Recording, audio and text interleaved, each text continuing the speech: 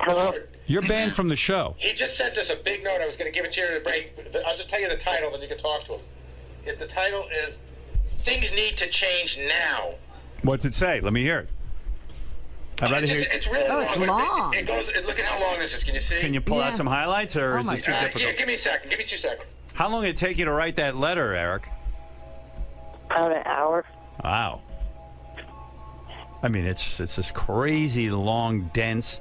Here, and I'll give it to you. He talks about how he never threatened to sue us. He just talked about threatening to sue us, and that we took it too seriously. That his family gives him a hard time. That we should know better. It gets into a whole bunch of stuff. Look, here's the thing. Bottom line, Gary, because I'm not talking to Eric. I'll talk to you, and you can talk to Eric. Okay. All right. Number one, nobody threatens me. Number two, he did threaten us. He said that if my listeners bother him, he's suing me. I don't tell my listeners to bother him. I don't tell him to have a Twitter account. Tell him that. By the way, this is my fault. I made more out of what he said in the email, and he was unfairly ganged up on. Enough is enough. I want to get back on the air and be able to talk to you about AGT and other shit. Then he goes on to name a whole bunch of people. I have no idea who the fuck they are that he's mad at, that they, in his time of need, have sort of abandoned him and don't answer his emails. But I don't know who any of these people are. Let's hear. Well, are you that dumb, Gary? One of them's Tabitha. You don't know who that is? Are you it says no last name, you little fucking douchebag. No, I don't know who it is. It just says Tabitha. Do I know every... Here it says, I want to address Jeremy, Tabitha, Robert, and Mr. Strauss. How the fuck am I supposed to know who these people are? Her name is in the email address. Yeah, because that's what I'm doing. I'm so consumed with you, I'm checking names in the address. You are small on size, but big on ego. No, I'm not, jackass. You are the most egotistical little fuck ever. Believe it or not, we have a whole day here where we don't think about you. Gary, well, who's Robert? Robert Mills. I don't know who that is. Oh, Bob Mills from ABC. Okay. Who else? Jeremy Borash. Robert Mills has abandoned Eric? Yes. He goes, I'm going to be calm and not lose my temper with you like I'm known for. Jeremy and Tabitha, I considered you two to be friends, but over the last, I don't know how many months, because I lost count, you two have not been easy. Who's Jeremy? Easy to get back to me. Okay, Jeremy, I'll cut you a little slack because you did message me about a month ago, but then you stopped quickly. Who's Jeremy? Jeremy Borash. Who's that? What's that? TNA Wrestling. TNA Wrestling. Okay. Now for Robert Mills. Of course I know that you have replied to some of my Twitter direct messages, but trying to get to talk to you has not been easy. I get it because he's running a network. Yeah, because he works at ABC and he's got an important job. I have an idea that I want to share with you for new ABC or ABC family reality shows and game shows. Ask Eric what the idea is. I got to hear this. Eric, what's the idea? Well, the most recent one I thought of would be a competition to find the next big voiceover actor for the Disney and Pixar cartoons. Oh, boy. For a TV show? It's the worst idea ever. Imagine tuning in and trying to find a voice guy. Here's my favorite part, Howard. Here's how the letter ends. It's a whole sympathy thing. And listen, it may be true, but to all of you, I have a heart issue. One thing that clearly is not good for me is to stress out or be stressed. So, Eric, if you don't want to be stressed out, then just ignore us. Being ignored by people that I thought I was on good terms with does not help keep me stress-free. I was on really good terms with him. I even call him Eric the actor. The greatest champion of his. Yeah, I'm the greatest champion of his. And what does he do? He starts threatening to sue me. So I said, hey, man, dude, let's stop the friendship right now. Now you're stressing him out. Now I'm stressing him out. And I would like to talk to Eric, just so you know, Howard read your email, so I didn't make more out of it. He read it. He understood what you were threatening. And a threat is always talked about. Don't say you talked about threatening. You didn't threaten.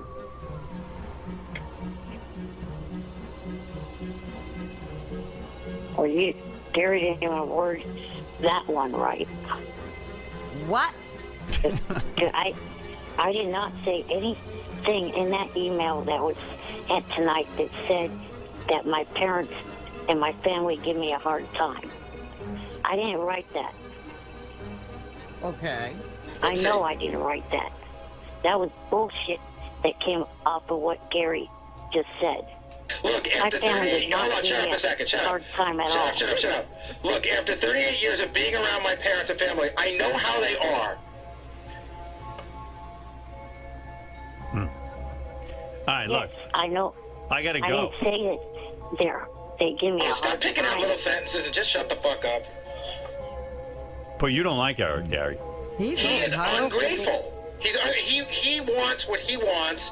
The whole Go world to has to stop. Brooklyn Zoo. Go to the Bronx Zoo and visit your relatives, monkey ass. That is hysterical. That is fucking hysterical. And by the way, a joke that's never been told before. Very original and told with the timing of a top-notch comedian, douchebag. You have relatives at the Bronx Zoo? Apparently I do, according to this fucking genius.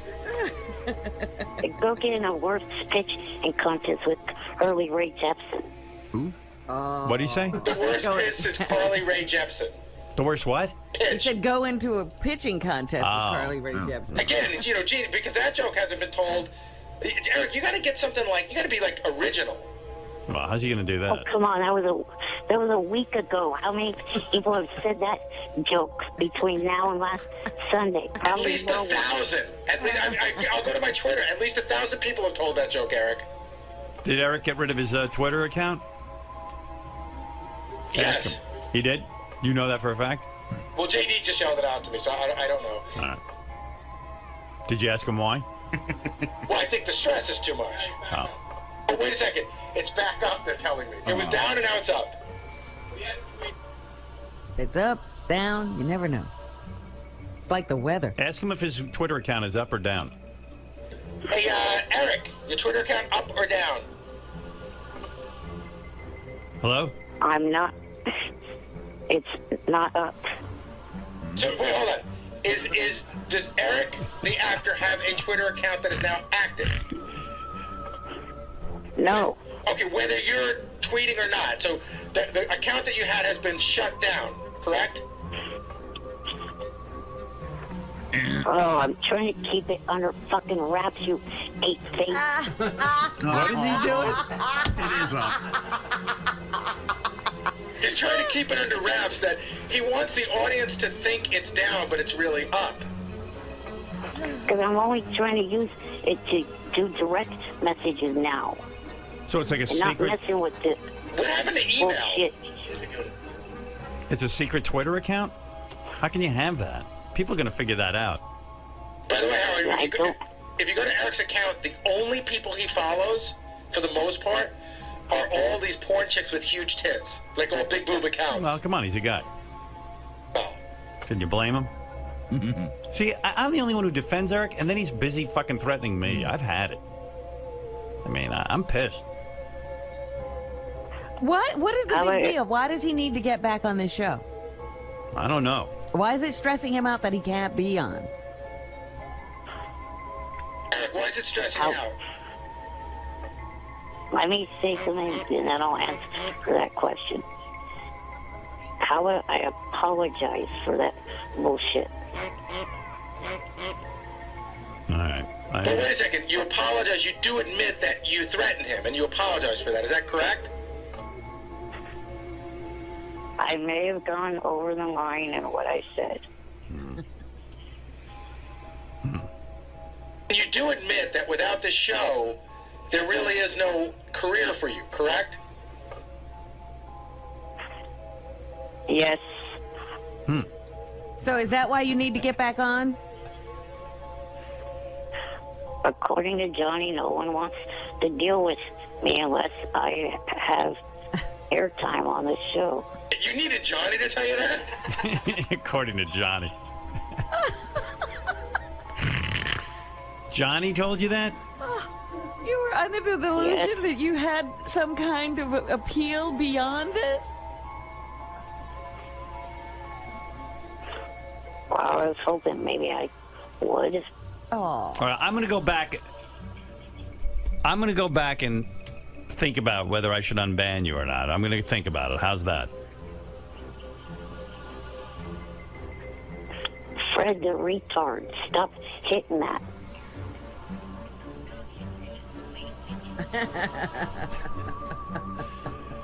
Eric, I'll go back and think about it, all right? I'm still very hurt. Okay. I have one question for him. Eric, you're going to be okay, once you get back in Johnny's good graces, you're still okay with Johnny representing Jeff the drunk? Because I know that was a big issue. No. Every agent has multiple clients. They don't just have They one. can't just have one client. Unless you're I like know, but Tom no one- Cruise or something. No one is going to give that idiot a job. Either fucking risk. He can either show up on set drunk or high or both. Well, that's not true, Eric. John Strauss from In Plain Sight is prepared to cast him right now. Is that right? Yeah. You're telling me Jeff the drunk, just from Got a signing job? from signing with Johnny for a few days, already has acting work? Yeah, so In Plain Sight is done. John's working on a movie. Eric's been emailing and annoying the shit out of him as well. Right. And but Johnny represents him, and Strauss is considering using Jeff in his movie. Wow. The only upside of having Jeff is he comes with his own fucking trailer. Eric, do you realize the chain reaction you've set off? Now you've missed out on another movie role because Jeff the drunk is getting it because you fired Johnny. I guess Johnny was working on a big deal for Eric, and then He blew it. By the way, Johnny's also in talks with the possibility of a new client, which is High Pitch Eric, and he told Shuley, I had a conversation with him, I'm not sure, but I may have been offered sexual favors to represent him. Wow. So are you jealous now of Jeff the drunk and High Pitch Eric being represented by Johnny?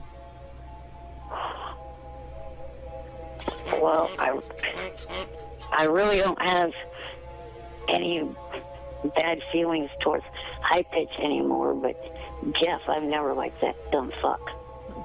Will you be willing to work with Johnny again? Johnny is presently not your agent, am I correct? You fired him. He's kind of on thin back, but on a short leash. Okay. Are you forcing him to drop Jeff the drunk? That's one of my conditions of having him continue to represent me. So in other words, you will not work with Johnny if he's not exclusive to you. Right. But here's a better demand I heard from Shuley. He's demanding that Johnny buy him either a motorhome or a van if he wants to represent him again. Wow. Wow. I don't think Eric's had too much luck finding any other representation. Has anybody called you to represent you since you dumped Johnny? No. All right. Well, this saga is fascinating, but I have to go. I was going to try to see if Howie's wife wanted to represent me. I heard she was an agent. I could get her on the phone, but first I have to make up with you, and I'm not sure I'm there yet. But if I do make up with you, I might get Howie's wife on the phone and let you talk to her. Okay. All right. Howard, was the apology all he needs to do to get back on? No, Howard's thinking about it. I'm thinking He doesn't about it. know. I don't know how I feel right now. I do miss Eric, but I do feel hurt by him. Oh. You know, if Mary Jo Buttafuoco could forgive Amy Fisher, maybe I could forgive Eric, but I don't know yet. Hey, I got an idea. Yeah. Can JD rub his spoons on Eric's cock? In order to No. get... No? All right. Can you No, imagine? I just have a. All right, I got to go. I have a. Well, I have a comment about one of your AGT picks. I got to go, Eric. You don't get to comment till Howard decides if you're back. Right, you're not back yet. I'm thinking about it, though. Try to be on good behavior. Well, it's just. Thank you. I'll just say he's not a rookie. All right, Like all I got to the go. others. Got to go, Eric. Bye-bye. Pineapple Express, a new movie, and I feel good. I have no secrets. I'm ready for this experience. So, are you excited to be on Howard's show? Are you a big fan of his? I am. He's just like a fucking filthy dude. I'm used to talking to Jay Leno and shit, so it's nice to talk to.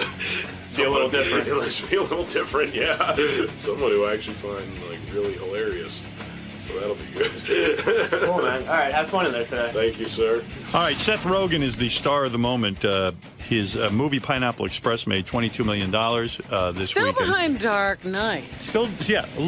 There he is. That's the guy. Hey now. Hey now. All right. How you doing? I'm great.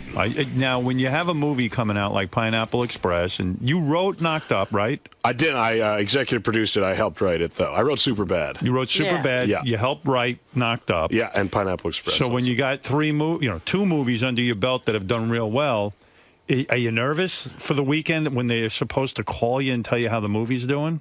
I get a little nervous. Luckily, these movies are pretty fucking cheap on the grand scale of things. Like, what does Pineapple Express cost to make? Cost $26 million.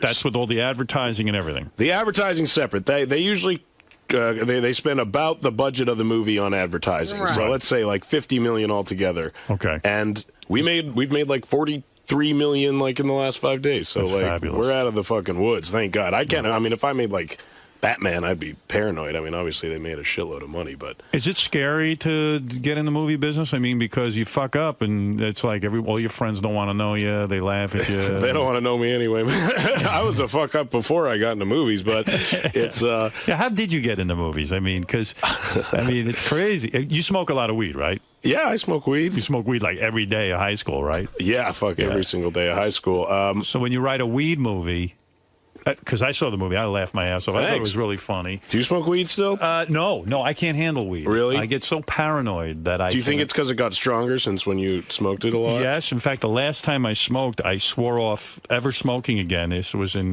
California, and I thought it was laced with something. I had no idea that weed has gotten so intense. It really has. Yeah. I mean, and you can handle it? You don't get paranoid feelings? No, I mean, if I'm in the right suit, like, I can't smoke weed, like, when I'm shooting a movie because I get fucking paranoid because there's just all these people around and I never know who's going to yell at me or anything. But you make it look so great. I mean, you make weed look so attractive. I mean, throughout the whole movie, you're smoking and you're having so much fun with your weed and everything about weed. And you make your best friend becomes your best friend because he's your weed dealer. Exactly. And he's having a great life. It's not like there's anything bad about it. Are you worried you're saying to the kids out there, kids, weed is the answer? I'm not worried about that at all. I think it is the answer. I'm encouraging that message. The best thing is he's like a 30-year-old guy who's dating a high school student. Yeah, exactly. I think that's also the answer. I think you should smoke weed and date high school girls. She's cute as hell, too, the chick in the movie. She's hot as fucking shit. Her name's Amber Heard.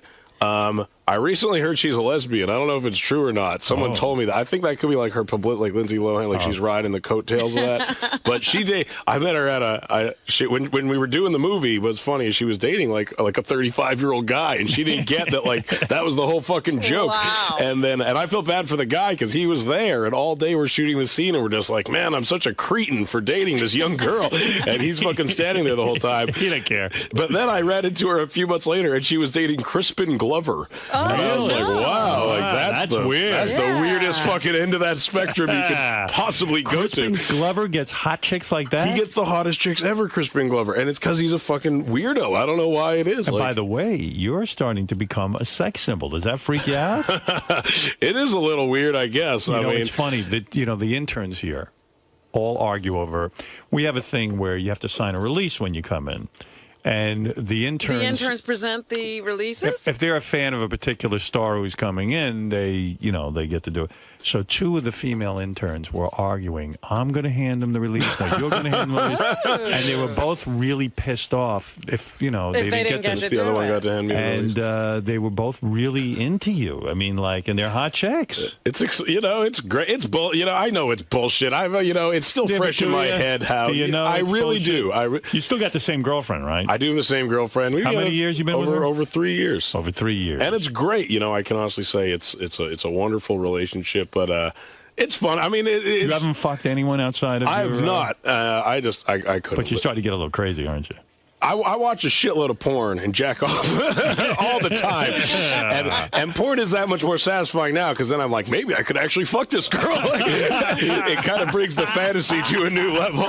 Before I felt bad. I was like, I could never fuck these girls. But now I'm like, I could fuck the shit out of these girls. So I still jack off, but it's changed the whole mindset of it. Off is a whole new experience. It's become so obtainable all of a sudden. So you ever jack off to Carmen Luvana? That's who I jack off to. She's She's great. Yeah, she is very hot, Carmen Luvana. She takes it in the ass. She does. She takes it right in the ass. She is a trooper. But it's fantastic. You started writing movies when you were 13? I did. And your parents must have thought you were an asshole, right? No, they encouraged it, actually. They did, really? Yeah, they Where totally are you did. from? I'm from Vancouver, British Columbia, in Canada. Yeah. Okay. And my dad's from Newark, though. So I'm pretty well cultured. World traveler. Exactly. All right. They were encouraging. So were the tough years 11 to 13? I mean, were those years? It was a turmoil a day. When you smoke as much weed as you do, isn't that bad for your lungs? I mean, do you have any coughing? I don't. Well, I used to smoke like a shitload of cigarettes as well as a shitload of weed, and I quit smoking cigarettes like 2 years ago. Right. So I'm still up. I'm still up on the grand scale of things. I can see, like, my girlfriend, God bless her, doesn't really give me shit for smoking weed and being stoned kind of in general, but she's kind of beginning to be like, maybe you could get a vaporizer or something like that. Maybe you could eat weed food. But I'm trying to lose weight, and I was telling her I was like, but all weed food's like cookies and brownies. I can't do that. Yeah. It's funny, though, because when you're smoking this weed in the movie Pineapple Express, I got to tell you, I mean, you make it look very attractive. You really They also make it look like you can smoke like they're just puffing and puffing and puffing away on a joint. Like you have really bad things going on in this movie, and you guys smoke through it, and and there's no problem. I cannot get my head together when I smoke. I can't, I mean, a lot of the notion came from, like, me and my friend Evan sitting on the couch being stoned off our asses and being like, what if someone tried to murder us right fucking now? What would we do? and I mean, because it does play off of the paranoia. I always know you smoke too much weed when you hear someone go, like, did you hear that? Like, as soon as, like, the did you hear that start fucking coming around. Do you ever worry now that you're too baked to really have a big Hollywood career? In other words, that, that okay, you've got the hits going. Now you're starting to feel the pressure. The movies are making money. You're starting to become a player in Hollywood.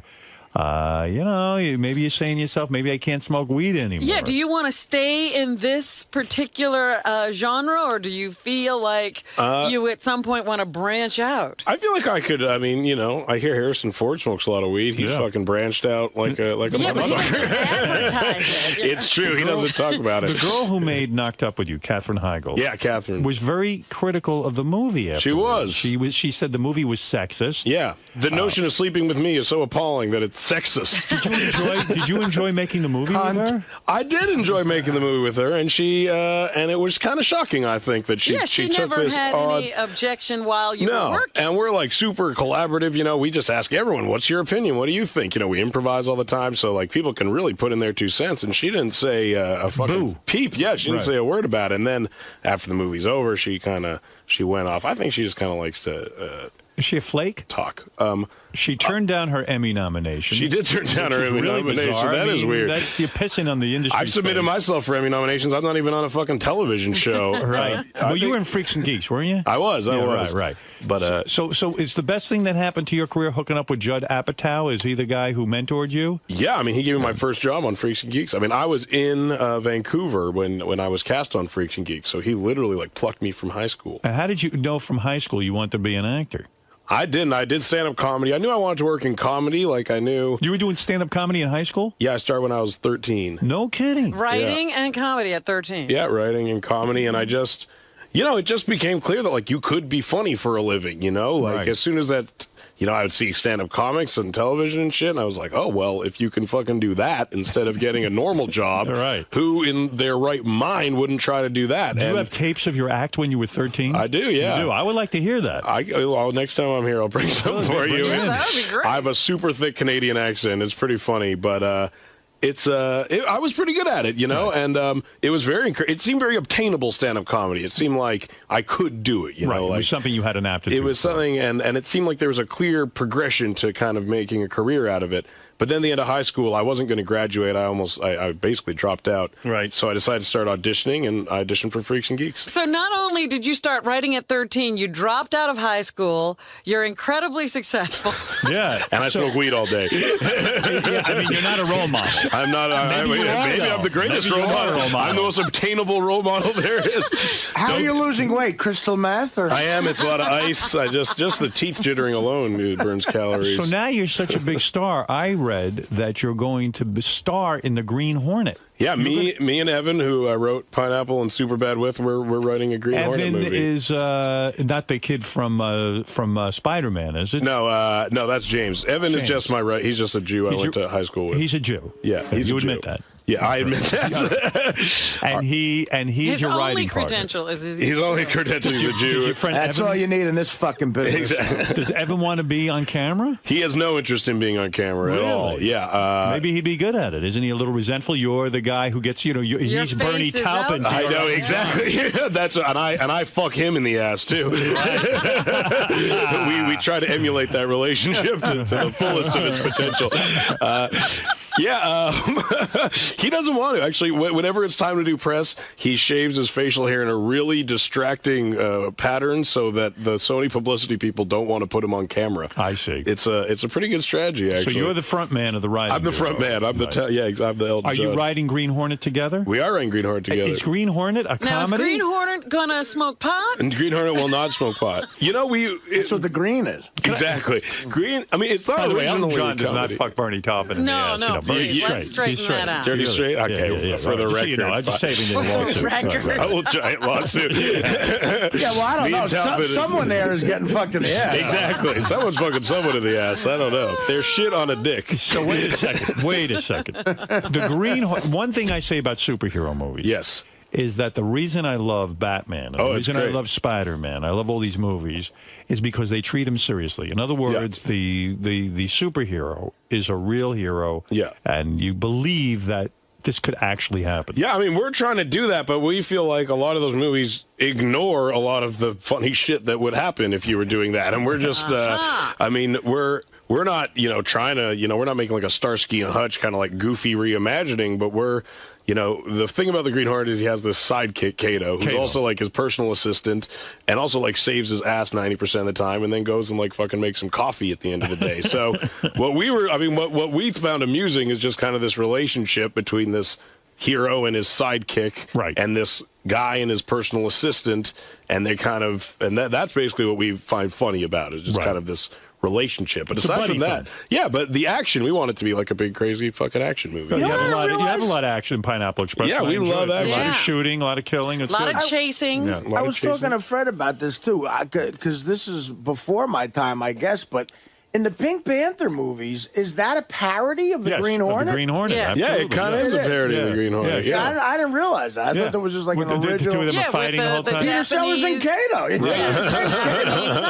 Right. So I'm excited about the Green Hornet. Thanks. I think it's going to be good. Did you start shooting it? I love the Green Hornet TV show. we haven't started shooting it. We're like looking for a director right now, which is a pain in the ass. That's hard Are to you find busy, someone. Howard? I'll do it, exactly. motherfucker. Give me the fucking script. I'll fucking do it. You know what's funny, Howard? Frank Sebastiano. I have to tell you that you're not in Canada right when I was growing up. Right. But so the first time I saw you was in Private Parts. Like I had never seen. I'd heard your name, but to me you were like a movie star, which is a really which in retrospect is a weird thing. But that was like my first taste of you was as a movie star, wow. And it was pretty interesting. And I thought like, wow, what a great. I'm just a movie star that hasn't made another film. Exactly.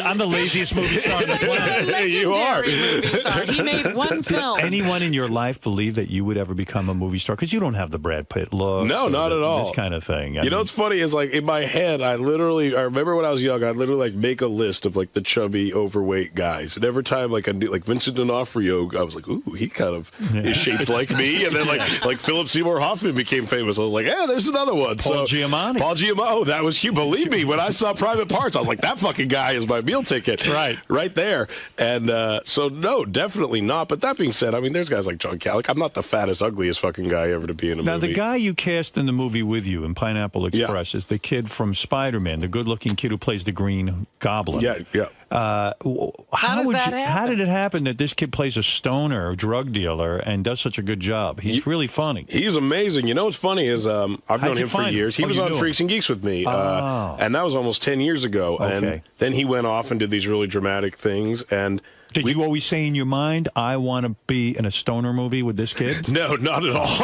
I assumed he would never fucking talk to me again. Yeah. He's worth billions of dollars. Right. And no, we sent him the movie, actually, and we wanted him to play my role, and I was going to play his role, and that's how we wrote it. Right. And then when he read it, he was like, well, I'd rather be the goofy stoner guy. I'm always like the leading man. I never get to be this other guy. Right. And then since he's way more famous than me, exactly. Well, I never get to be the I other know. guy. And since he's way more famous, I'm like, well, you get to be funny and handsome. Great. So now let's think about this. You're super successful. I imagine you're a multimillionaire. Am I correct? I might be today. You're damn right. Your parents must be amazed. They must be so proud. They're thrilled. They take my money and spend it. And your girlfriend, TV writer Lauren Miller. Yes. You met her before you knocked up Success. I did. Come on. You're going to want, you know this success is going to go to your head a little bit, and you're going to have to take your penis out for a stroll. When do you think it's going to happen, Howard? When will it happen, Howard? You want to be honest? It will happen during the filming of The Green Hornet. Is that when it will happen? It's going to happen this afternoon. I mean, day 33. If the interns are fighting over you at this exactly. point, no man can. How old are you now? 26. 26. Oh, forget it. I'm pretty fucking lame sexually. To me, sex is not like something I really aim for. Seth, bang one of our interns. Come on. Why don't me and Artie start a relationship? Are you lame sexually? You know, Jimmy Kimmel used to give me that same kind of really. Vibe. Yeah, he kind of seems like an asexual type. I'm guy. definitely not asexual. Right, but you're into it. But I know. I mean, it's not. It's not worth really ruining any aspects of my life for sex because it won't be that fucking great. Do you think you're gonna ask this girl to marry you or something? I might. Some of my friends are getting married. I don't know, but I honestly don't believe. Honestly, I'm not like a big marriage guy. I think marriage is kind of fucking bullshit. Me too. I don't like kids. Me too. I don't think I ever want fucking kids. Well, I have kids and I'm getting married. Exactly. I can say I like it, but I'm good. No, I love my kids. You'll come around. Don't worry. Really? Yes. See, can he have your kids? That's the one thing. You can have my kids. I can have your kids. I'm a great influence. Would you say that you have to? Your guy watches porn. Shitloads. There's going to be a lot of temptation out there, my friend, as you're going around in this business. There's definitely temptation, and I work with porn stars in our movies a lot, which I actually think is good in dispelling the sexiness of porn. Because when you're around porn stars, it instantly it lowers the when I did my movie, I had Jenna Jameson. She's fucking hot as hell. I'll tell you, it didn't dispel. It did not dispel shit. No, I don't know what you're talking about. You got a good one. See, we need to aim higher. I know what he's talking about. Sometimes you meet certain porno people you meet, and it really does ruin it. Well, I remember there's a scene in Knocked Up where there's two actual porn stars stripping for us. Right. So I got to have a whole day of a porn star stripping for me, and I remember, and this was a porn star I've jacked off to thousands of times, and as she's stripping for me, I could see her asshole hair, and I was just and I remember just thinking see, there you go, the rumor has been, the myth has been dispelled. It's not as sexy. You don't think of the asshole hair when you're masturbating. No, you sure But when you don't. start dating the girl, that's where you're dating the asshole hair. What is the strategy?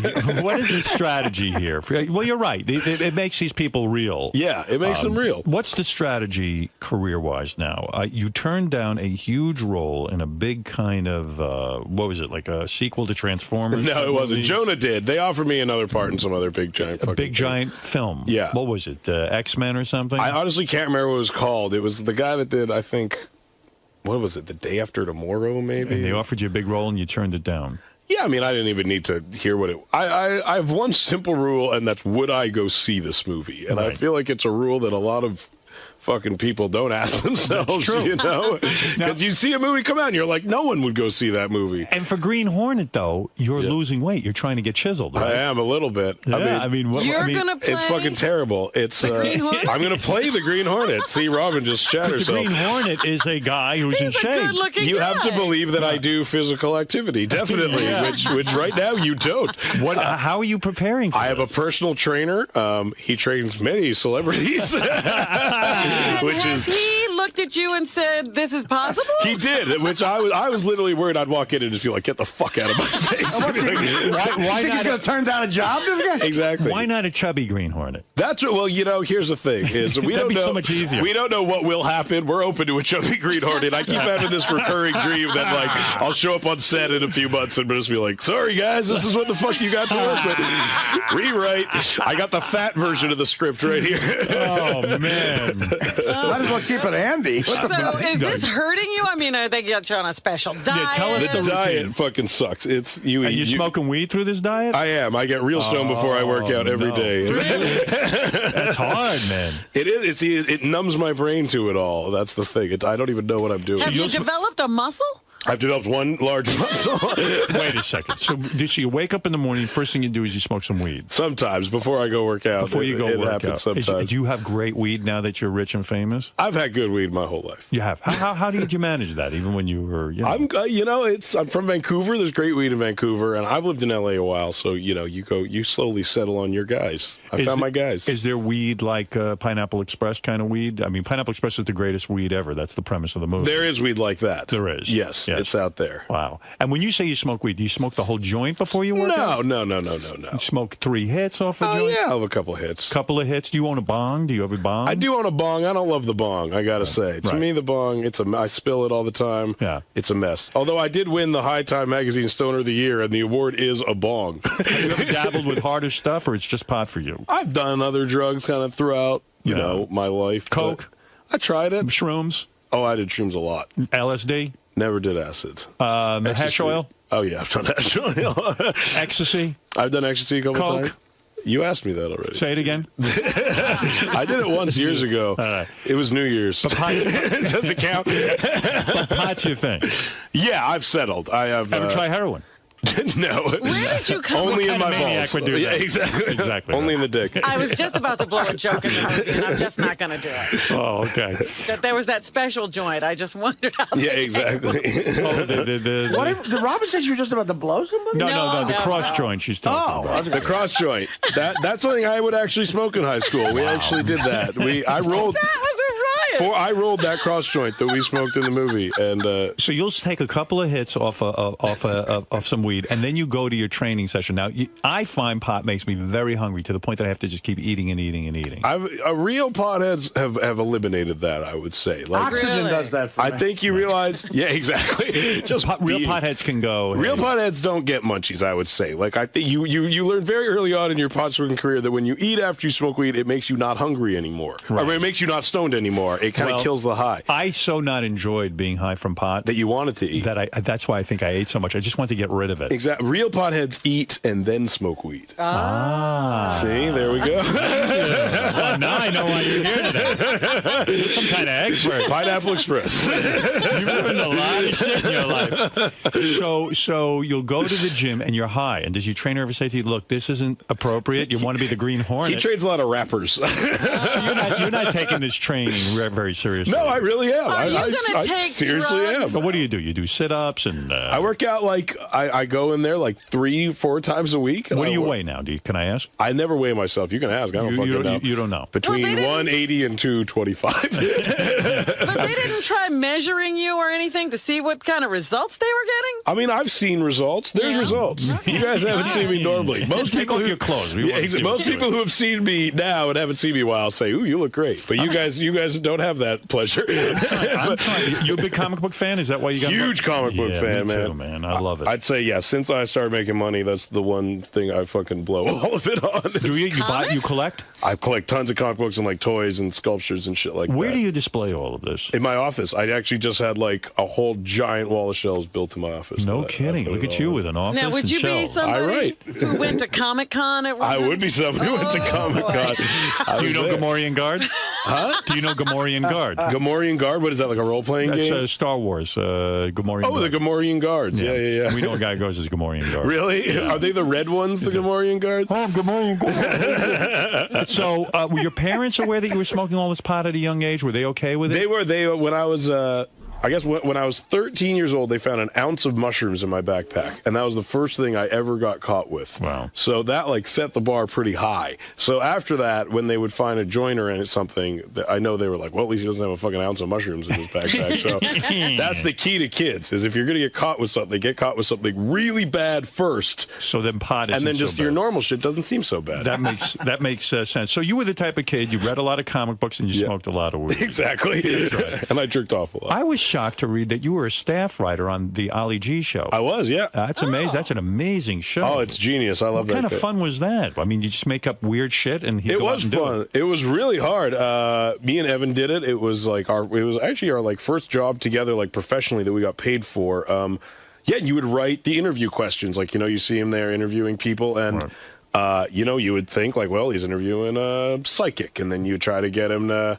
We did some crazy shit, and when it worked well, it went great. We had this psychic who we got him to contact Gianni Versace, and then he started to give the ghost of Gianni Versace a blowjob in front of the psychic. It was the greatest fucking thing ever. And the psychic's going along with it, just like, where's his dick? Where's Gianni's dick? Did that one make it to air? It's on the DVD, I think. I think they put it on the DVD. They might. He blew the ghost of Gianni Versace. It was fucking great. I love that. Yeah, that was a great. He's Sacha Baron Cohen's a fucking genius. He really is great. Yeah, and that was like a real. It's to me, it's just an honor when you're like a fan of comedy. You get to work with those guys, and like it's how do you get crazy. a job like that? I mean, you were a young kid. How old were you when you were writing that show? I guess that was a few years ago. I was probably like 21 or 22 or something like that. Some successful career, man. It's been going pretty good. You must think this whole comedy thing is pretty easy. Yeah, I mean, it's not such I think the comedy part is kind of, it's not that hard, the comedy. The work, yeah, comedy's always the easy part. That's what I do think that. So are you like one of the in crowd now? Do you get to hang out with Adam Sandler and all those fucking guys? I don't go anywhere, man. What are you maybe talking about? You got some fucking famous friends. Don't give me bullshit. I know Adam Sandler. I'm doing a movie with him. That's what I'm saying. Yeah, I know Adam Sandler. You're doing Green Hornet and an Adam Sandler movie. Yeah, Judd's next movie is with me and Adam Sandler. Get the fuck out of here! Yeah, Look at your career, man. This is insane. What are you worth right now? Give me a ballpark. I actually have no idea. I don't buy that. Because I don't know what I've been paid for. I have millions of dollars. Wow. Yeah. What do you got? A big house? No, I don't have that big a house. Damn. I mean, it's bigger than any fucking house I grew up in, my whole life. Yeah, where you living? It's around the size of this studio that we're in right now. But I live in LA. It's I mean, I grew up in like apartments and shit, So like your parents were like hippies, right? Weren't they? Yeah, they were like, my mom's a social worker. My dad always worked for like nonprofit. They met on a kibbutz in Israel. Like kibbutz? Yeah. That's communism, man. Yeah, they're like socialists. Yeah. How big's your penis? I'd say, flaccid.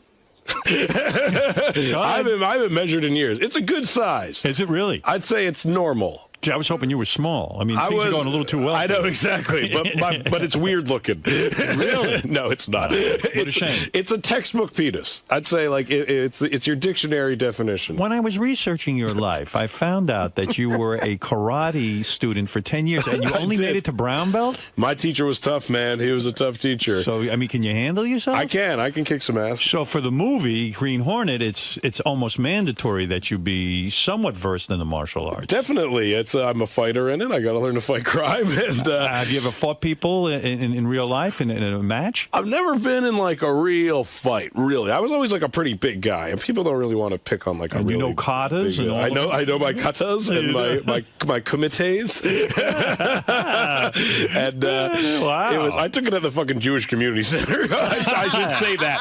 I don't want to make it seem like I'm in like a dojo in fucking Japan somewhere. Yeah, right. You had a Jewish karate. I was at the Vancouver Jewish Community Center. Wow, all right. Well, I can't believe he was Japanese, though. I think he could have been Japanese. You're doing well, man. Thank you, sir. All right, so let me understand something. You had this is your third movie, your third major film. Mm-hmm. Okay, this one's a hit. I mean, okay, you didn't beat Batman. Well, yeah, That's tough. I don't want to beat Batman. Were you bummed out? No, I don't fucking care. You don't care. We're already the biggest weed movie ever. Right. Bigger than Cheech and Chong. Were you a fan of the Cheech and Chong weed movies? I was, but Up in Smoke grossed like 42 million. Like in 5 days, I think we've made more than every weed movie's ever made. Who primarily goes to see the movie? Even though it's rated R, I imagine kids go see it, right? I hope so. I mean, yeah, that's I think 9-year-olds should go. So Sisterhood of the Traveling Plants, they got a lot of our ticket sales, I think. So this is good, man. Life is good. It's fucking great. I'm psyched. Any shitty stuff going on in your life? No, not really. I'm trying to think. My girlfriend wants a dog. I don't. That's about it. You're going to give in? I don't want to. I really don't think I will. Why don't you want a dog? Oh, we just travel all the time. It's just so why is she looking to complicate things? She just everything's too good. See, she's not pressuring you to get married? No, not at all. Yeah. You use a rubber with your girlfriend? No. What do you use? She's on the birth control. Oh, she is? Yeah, it's great. So you don't have to. You don't even have to pull out. No, not at all. I like to just because I come on myself usually. I like to feel my own love. Aren't you afraid? You like to come on yourself. You're the only guy I know. I like put it on my belly. Aren't you afraid that your girlfriend is secretly going to get pregnant? Yeah, I mean, she could skip a couple of pills because she's the last person in the world ever. She does not have a maternal bone in her body, like in the best way. She wants a dog. But if I'm her, I'm looking at you and I'm saying, look, I don't want to lose you. Yeah. I'm in love with you. Oh, so she's now got a scheme? She knows I don't like babies that much. She knows my baby is not reason for me to stick around.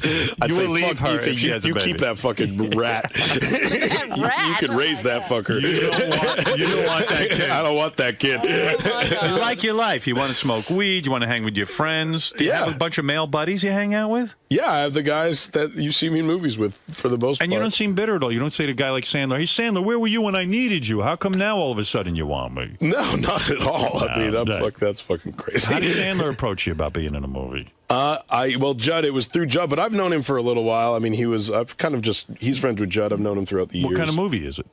It's about, we play stand-up comics. Oh. And, it's kind of like Judd's other movies. It's like a kind of relationship dramedy. I don't fucking know. Cool. Should be a good one. Well, it sounds great, man. You're doing very well. Yeah, Thank you, it's an exciting life. Yeah, and I love the movie Pineapple Express. I really enjoyed it. Thank you so much. I'm so glad you liked it. I could just sit and watch people get high and like act stupid. Yeah, I'm sitting here thinking about some of the scenes, and it makes me laugh because they were just so ridiculously stoned. It's people getting, that's what I like. It's just stupid. It's really great. See Seth Rogen in Pineapple Express in theaters now. When you write a film like this, is it hard to explain it to the studio? Yeah, no, we wrote this movie in 2001, and it took a really long time to get made because they're just like, it doesn't sound like a good idea, you know? Like, I acknowledge that. Like, you tell people. I was doing the commercials for it, and I thought the commercial just sounded like, I said, oh, it's these two guys who get high, and then they have to run away from because they can be traced through their drugs. And, you know, it's hard to really explain. It is, and I get that. You know, like, there's two types of movies I always think. Like, ones you can pitch to people and ones that you can't, and you just have to write. And, like, this is definitely the ones that you can't. So you got to make this because the other two were so successful, they finally said, you know what, this fucking guy seems to know what he's doing. Exactly. I think they just realized, like, someone's going to fucking make it. We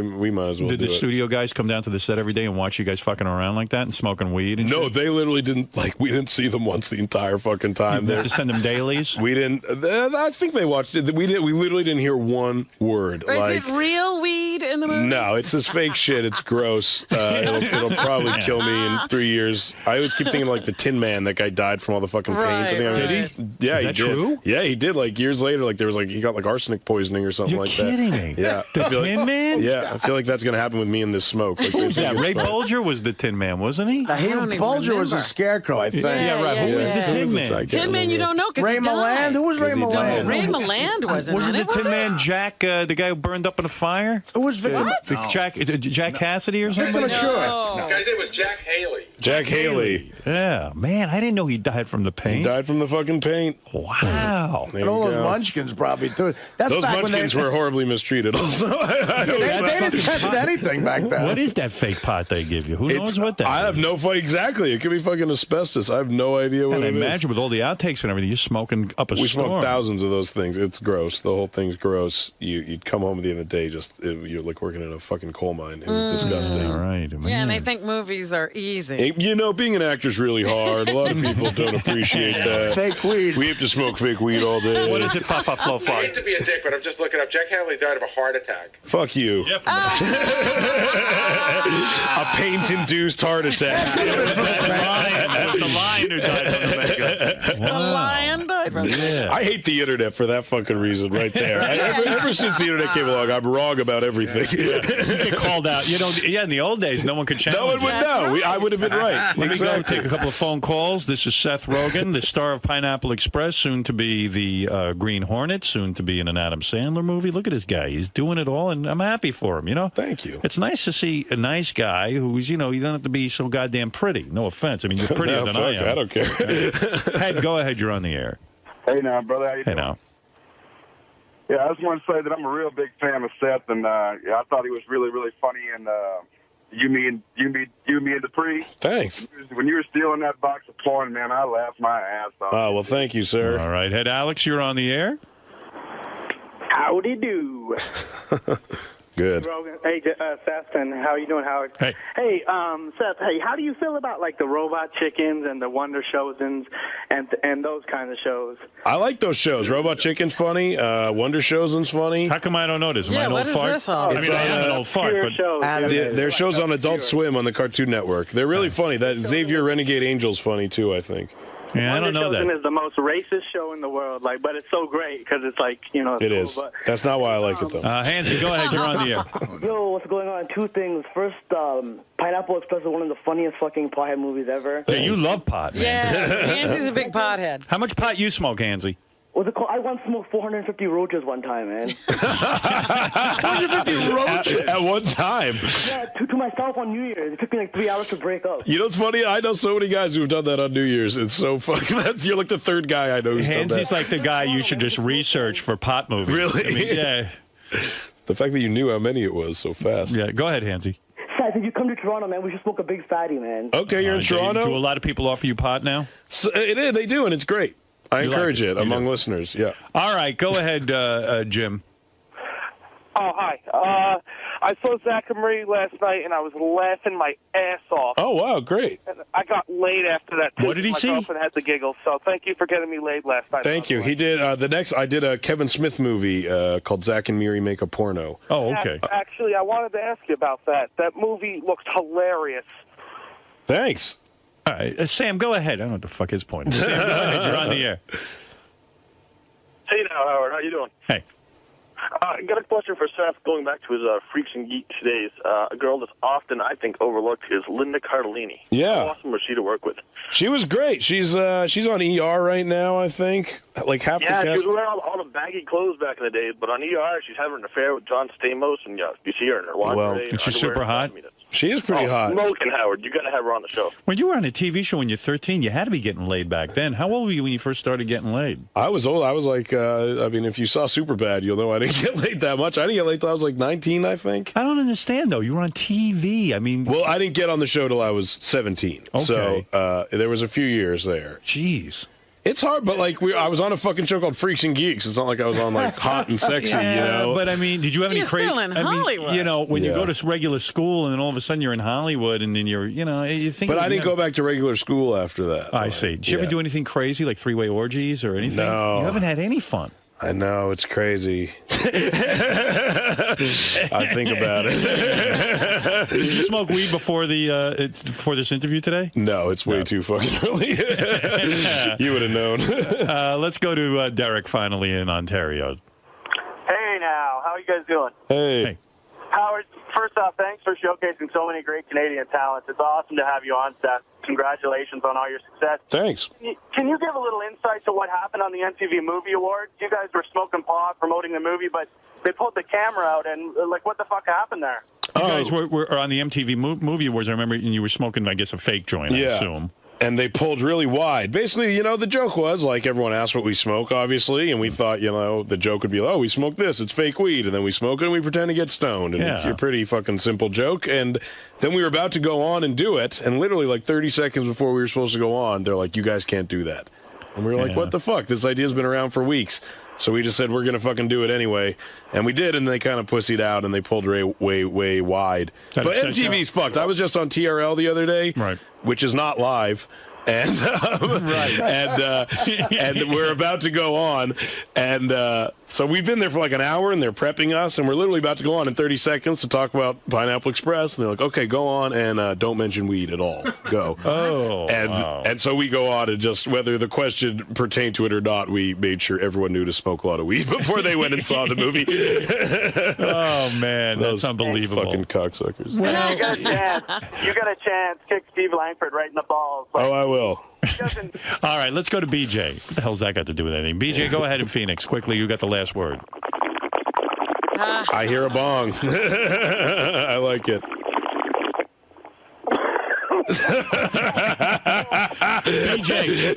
Whoa, that was for you there, Rogan. Well, thank you, sir. Isn't that nice? I think we got a lot in common, dude. That's what me and all my friends do. Sit around and fucking watch movies and get stoned, dude. If you need anybody in a movie, holla back, Jack. All right, BJ. Okay, I think this guy's perfect for your next show. He's going to steal my job. Everybody go see Pineapple Express. I give it a big thumbs up.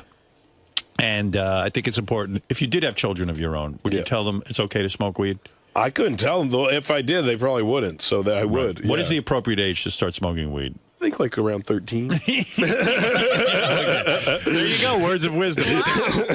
Yeah. So there it is. Pineapple Express. What can I say? Robin and I had a blast watching it. Thank you so much. I hope you get to see the rest of it. I will definitely check out. It gets better. I saw the whole thing. Well, awesome, man. Yeah. Thank you so much. I hope I get a gold star. So how'd it go in there? You had fun? Yeah, it was great. I had a lot of fun. What is it about Howard Show that you like doing? Free to say what you want. He's funny. You can talk about whatever you want. He asks good questions, and he's fucking hilarious. Most of all, he's just a funny guy. You talk a lot about smoking pot, like openly. Well, it's a weed movie. I'm promoting the movie. No, but just in general, like, do you think there's going to be any negative repercussions to, like, you know, saying you smoke pot? And... No, I think because I've been pretty open about it is part of the reason that there hasn't really been any. I mean, I think it's pretty hard to attack the guy that takes this position that weed isn't that bad, you know? I mean, it's really not. So I don't get, like, no one's really making that great an argument to the other side of that. All right, man. I'm waiting to take a piss. It's okay. So you had a good time today? Huh? You had a good time then? I had a great time. It was a blast. All right, thanks for stopping by, dude. Thanks a lot, man. Thanks. Tommy Chong's here to promote his new book. I want to say hi to Tommy. I can't believe Cheech and Chong got back together again. That's a miracle. Yes, we can talk to him since the reunion. Remember, he was having a little trouble talking to Cheech. Tommy Chong is part of the famous comedy duo Cheech and Chong. They've been apart for years. Suddenly there's a revival. I don't know how Tommy and Cheech got back together, but we'll hear the whole story. There's a good guy. Tommy Chong. I love this guy. Big fan. Tommy, did Cheech and Chong make a lot of money? Yeah, we did pretty good. I mean, enough that, like, you and Cheech getting back together, was it a money-driven thing? He got divorced just recently. And then he called you. And a guy like Cheech doesn't. How you doing, Tommy? A guy like Cheech doesn't sign a prenuptial agreement with his wife. No, well, even if he does, you have to give the minimum, which will break you anyway. Right. There's some money that exchanged hands. Yeah. Cheech, I guess, got full of himself. Cheech and Chong was such a great comedy duo. And then I think Cheech got a little full of himself with the acting. Well, he lives in Malibu, he hangs out with Geraldo, Right. His fancy friends. The parties, So how do you guys... golf. You've been to golf. Yeah. How do you guys end up getting back together again? Well, I wrote that book. Right. This book. The unauthorized autobiography. Of Cheech and Chong. Cheech and Chong. He had nothing to do with it. Was he upset that he didn't have any? Yeah. I mean, in other words, if there's a Cheech and Chong story to be told, you would think Cheech would be a part of it. Yeah. Right. Yeah. But you said, hey, this cat's not calling me, so I'll write the fucking book. That's right. That's right. You were there. You know everything that happened. And I'm the writer. Right. And so I wrote it. So he picked up the phone and said, wait a second, if you're telling my story... Well, more or less. More or less. What he did, him and his managers put a tour together. Right. And they offered me the tour, and I said, I'll do it if provided, my wife opens the show, and he said, yeah. Before that, he wasn't really thrilled to having my wife anywhere near the group, really? The two of us, yeah. What was it like? I mean, how long had it been since you had any kind of communication and seen your former partner, Cheech? Well, we were talking about a movie just before I got busted. In fact, when I got busted, that ended the movie idea. He distanced himself. Yeah. But, I mean, here you had a lot of bitter feelings. I'm sure he never visited you in jail. One time he did. He came with Larry Charles, the guy that was going to direct the movie. They came out one time, but Cheech was, he wasn't too comfortable, being around that kind of environment. I thought he did say a few things when you were going through all the legal battles. Oh, he did. Yeah, he stood up for me, Yeah. Why, so what is it like when you walk in the room and there's Cheech, and now you have to, I assume, put together your comedy show. You're going around doing live comedy now. Well, we did it. What was it like sitting in the room with him? It was incredible. It was incredible. It was incredible. It was like we'd been off for 2 weeks. Really? And you were able to jam? And it was fun? It was so much fun. Still the pot humor, or did you feel you were no longer capable of that? No. It was a Cheech and Chong humor. That's the only thing we could remember. And how many dates did you do together? We did 6 shows in La Jolla in a little small comedy club. And was it mostly your greatest hits from all the Cheech and Chong albums? It was the only thing we could remember. So there were no new references. In other words, you went in and you gave the people what they wanted. It's almost like when the Beatles, if the Beatles could go out on tour, do the hits, give the people what Dave's not here. Let's run through the routine. That's it. We did the routine. The good part, the new part of the show was that I've been doing stand-up for like 20 years by myself. Sure. And so to fill in, I would do stand-up. Right. And then my wife Shelby opened the show, and she did like 25 minutes of killer stuff. Comedy? Killed it. Comedy. No kidding. Stand-up comedy. And she was good. She was incredible. You love that wife. 6 shows. You must 6 shows. Now, wait a minute. The last Is show she good, or are you she's just good. in love? Hey, he's in love. No, she's good. You can be in love all you want, but when you get on that stage, you're either funny or you're not funny. You can still be in love, but she's not working. You bring up your wife in your new book, of course, in the authorized biography of Tommy Chong and Cheech Marin. You say you met your wife while you were married to the other wife. Yes. So when you see this guy, John Edwards, yes, the vice presidential candidate and all that, when you see him in trouble, do you laugh at this guy for lying about all of this? Should he have just come clean? Well, his penis, the penis rules. Right. And he won't say that. So any man, like a Clinton or anybody, the penis, you just have to laugh at his penis. You can't argue with it, right? How long did you lie for? In other words, you must have lived the lie for a while. Oh, I lived it a long time. I lived it. Well, she was still in high school. Oh. And we were never. Your wife, who's now was in high school. Oh, you were waiting for her to get out of school. No, we were never. The reason we stayed together, we were never going to be together. Right. It was a plan. She said, "You're married," and the reason we had our affair was that I was safe. She didn't want to get involved with anybody. I'm a married man. She could, come and go as she pleased. Right. And so we were never going to be together. Right. And then she got pregnant. Ah. And then we decided. We didn't even think about getting rid of it. We just said, yeah, we're going to keep it. So you had to go home and tell your wife. No. What? Oh, no. You kept it quiet? Kept it quiet. How do you do that? I kept 2 families. Oh, my God. Oh, you're one of those guys. Oh, yeah. You had 2 families. How long did you have the 2 families? Years. No shit. God, what a how hero. Did you get, yeah, I mean, my wife, my ex-wife, finally got tired of it, and she knew. Oh, so she knows now. Oh yeah, they know. They know from the beginning. Right. They know from the beginning, but they don't mention. You don't talk. As long as you don't talk about it, it doesn't exist. You see, and it might go away. So should John Edwards have come out right away and just said, or you admire what he did? In other words, try to keep it a secret, keep a lid on it. Do you just have sympathy for the guy? And of course he's lying, but he can't help it. Right. Well, yeah, I mean, what are you going to tell the truth? Yeah, I messed up. You just have to. Well, my excuse, like my first wife is black, beautiful Maxine. Black woman. And so I just, my joke is that, I became so black I ended up marrying a white woman. But you've never cheated on this new wife?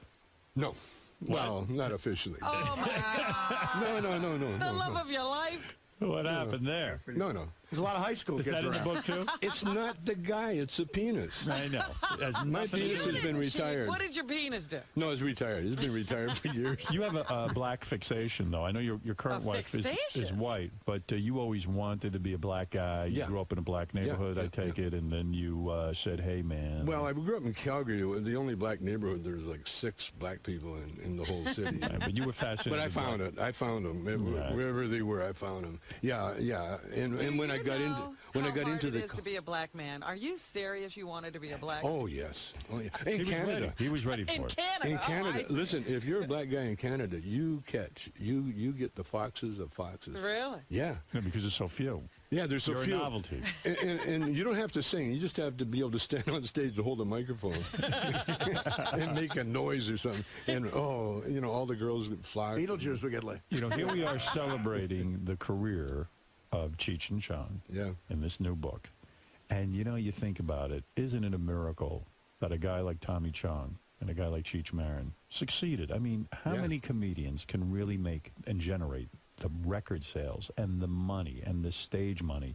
It really is a phenomenal thing, right? Do you ever look back on it and go, how the hell did it all happen? Oh, yeah. How did you two find each other? He was dodging the draft up in Canada.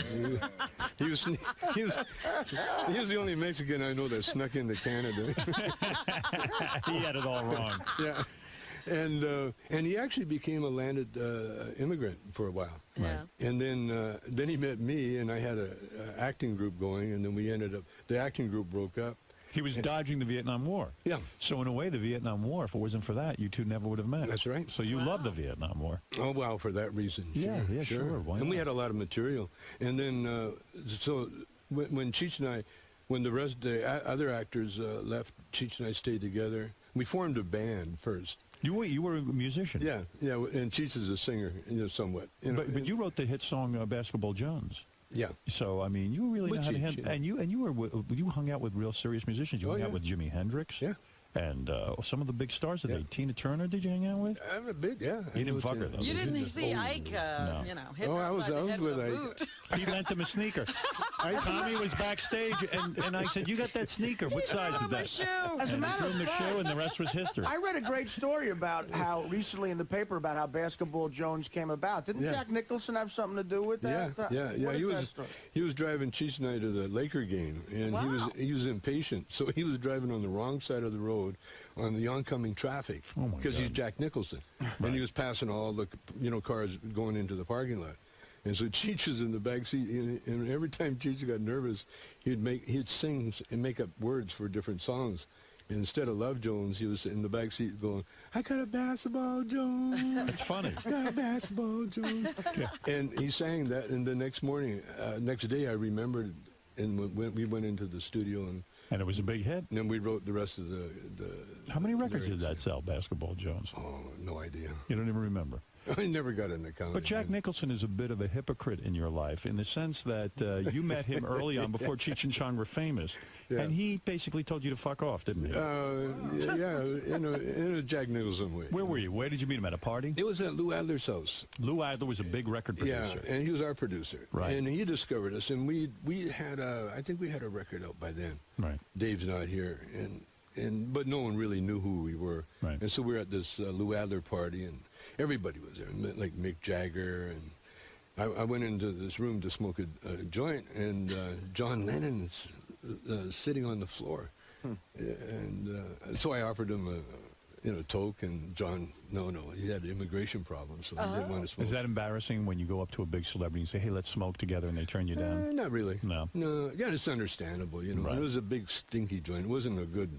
It was Not like the shit you get today. No, not like today. No. And then Rod Stewart walked in. Yeah. And he started messing with his hair, and I offered him a toke, and he said, "No, his voice." His voice. And so then. So no one would smoke with you. It was kind of embarrassing. Yeah, it was a little bit It embarrassing. was embarrassing. And so I walked out, and I ran into Nicholson, and instead of offering him a joint, I tried to give him a compliment, And you know how you get nervous, and you say the wrong thing. Right. Well, I said the wrong thing. He had just did a movie called Last Detail. Right. Yeah. And he's just staring at me, and he never had his dark glasses on. He's just looking at me. And I said, "Hey, I really liked you in that movie." I said, that scene where you're combing your hair, like you comb for about an hour, And I says, "Did you improvise that?" I said, "Because it was amazing, because you don't have any hair and you're combing it." And what did he say? He says, "Excuse me." Just walked by me. And So here you were at the beginning of your career, and you were sort of a pariah. I mean, here you are, this hippie who smokes weed all nobody will day, smoke with you. and all these so-called wild boys, they're all shying away from you. Oh, totally. You were too wild for them. Totally, man. It's a fabulous life, man. It really is. If anybody watches Laker games, Lou Adler is the guy who's always sitting right next to Nicholson. Right, that's the guy. They're best friends, yeah. Yeah, he made a lot of money, didn't he? Oh, Lou, oh, yeah. Yeah. And he married money, too, Yeah. And a lot of acid in your past, of course, because, I mean, hey, Cheech and Chong, I mean, it's the drug guys. Yeah. But you describe, you got off acid. You used to take your kids to the movies while you were on acid. Just one time. Is that irresponsible? Are those kids' movies so bad you got to take acid? I thought it would be a good trip. You know, it was. What was the movie? What was the movie? Thumbelina? Thumbelina. I know. I read the book. Thumbelina. Yes. You gotta take acid. I thought it would be a good one to trip on acid. But the story is this grown woman is going to marry a rat. That's right. That's trippy enough. And we're sitting, my wife and I are both tripping, and we're looking at, oh no, she's going to marry a rat. And then it was in the ghetto. It was get away from that rat. It was in the ghetto. In the theater, it was like in the afternoon. It was kind of a ghetto theater, and they had all these little kids running up and down the aisles like rats. They were running up and down, and so we freaked. This was your first wife?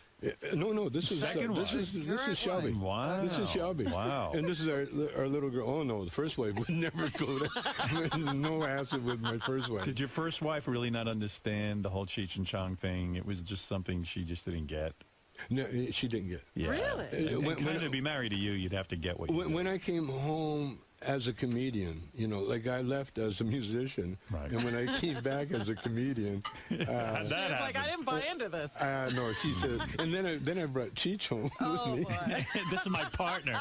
I brought Cheech. He slept on the couch.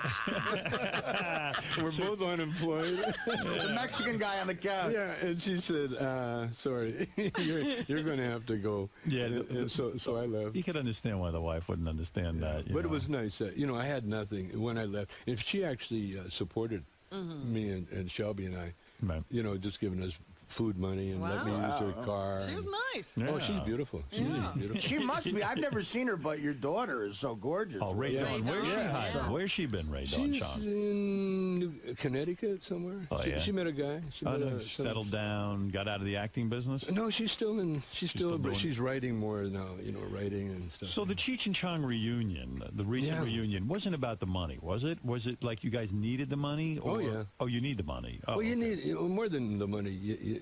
We needed. Cheech needed his title back, you know. Right. Cheech of Cheech and Chong, you know. Right. He was Cheech with the art collection or Cheech the golfer.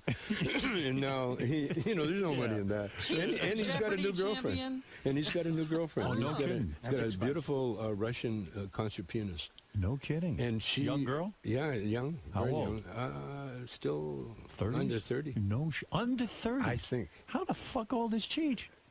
Oh, he's 66. That's expensive, And man. he's got a girlfriend under 30. Yeah. Son of a bitch. Yeah. Wow. Well, he looks Does like... he have any kids? He looks like what? He's worn out. Oh, God. He's got that look like I got to go home and I don't know. Wow, but I mean, Service her, I don't know. I can that's do it. young stuff. But does he have kids? Because they might be older than her. Probably.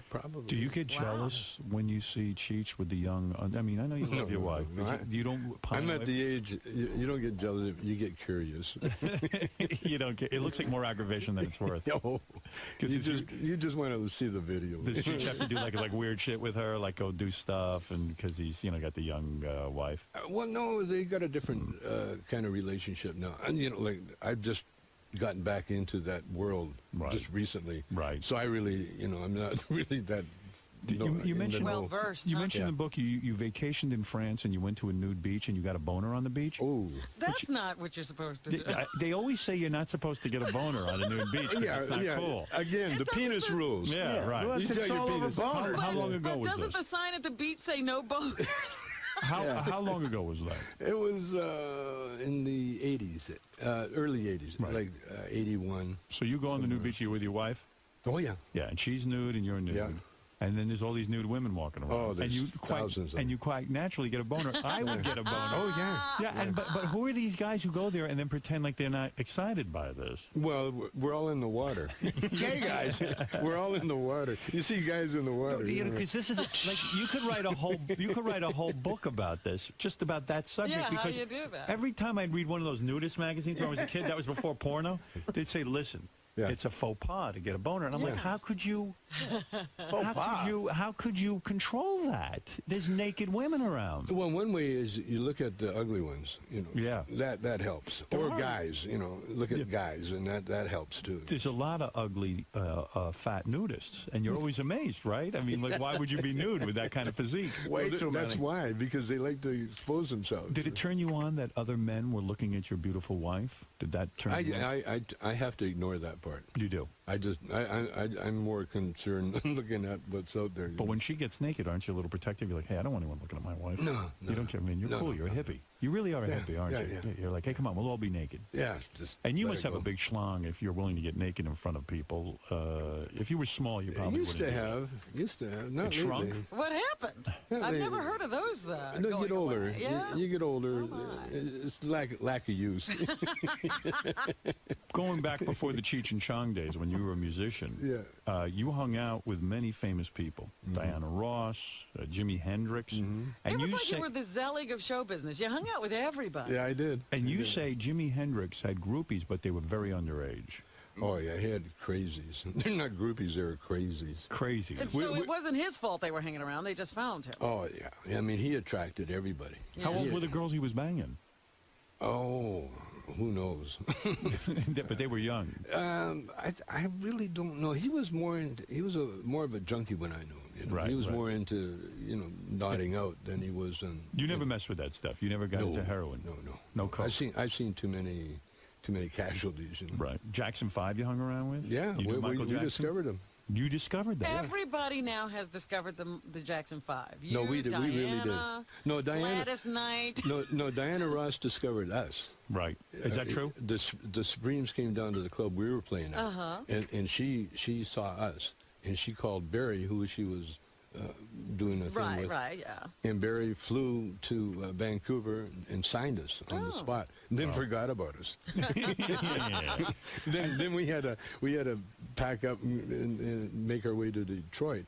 But then we got on the road after I did the song "Does Your Mama Know About Me?" We're on the road, promoting it, and we played in Chicago at the Regal Theater. Is it there? Because you guys in your movies, and that's where we found the Jackson 5. They opened for us. Oh wow! And and you told people about them? No, we took them. Bobby Taylor actually had them stay at Bobby's house for a month before the Motown hierarchy song. Does it make you sad to see what had happened with Michael Jackson? That he's like kind of like a freak.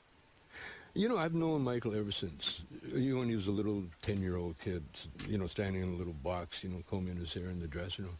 And I've known Michael really, I've known pretty intimate, I knew him.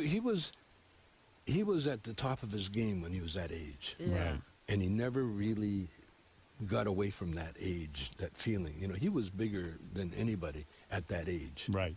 And then all of a sudden he grew up, but he still childlike. He still wanted to be that age. Yeah, he didn't want to get older. No, he was Peter Pan. He really was Peter Pan. Yeah, it's sad. But the rest of the family was kind of wacky too. Well, yeah, I mean, you're from Gary, Indiana, and all of a sudden you got millions of dollars. You're going to be wacky. You know what's funny with you guys though? In your movies, you made it out like you guys were shitty musicians. Like whenever you guys would start jamming with your guitars and stuff, it would always sound crappy. Work, yeah. So it was a put on. You were a professional musician. Yeah, it's for humor, Yeah, right. That was the only thing I had against Cheech, going on duets. He was trying to be serious, Right. And I try to tell him before, always be in a character, Right. A funny character doing the music, because, nothing more boring than a real good musician being a real good musician. When you were a musician, is that how you met Bob Dylan? No, Dylan came over to the house when I was a comedian. When you were a comedian and you were famous. Had a nice house in Malibu. Dylan was a fan of Cheech and Chong. Well, no, actually, Dylan... We had a mutual friend, a guy named Bob Gilbert. Right. Was this artist that built Dylan's house, and he built my house and Cheech's house and boats and everything else. And he was like a little go-between. And I was having Tai Chi lessons at my house. And Dylan's wife, Sarah, was part of the Tai Chi class. And then Dylan came over one day to play basketball. He liked basketball. You played one-on-one against Dylan? Cheech and I and Dylan, we all played. It was like a one-on-one thing. One-on-one? What, not a game of horse, but you would just play whoever got scored 5 baskets first? Yeah. Did you beat Dylan? I don't remember. I think so. All I remember is Dylan tried to drive by me, and I dumped him on his butt.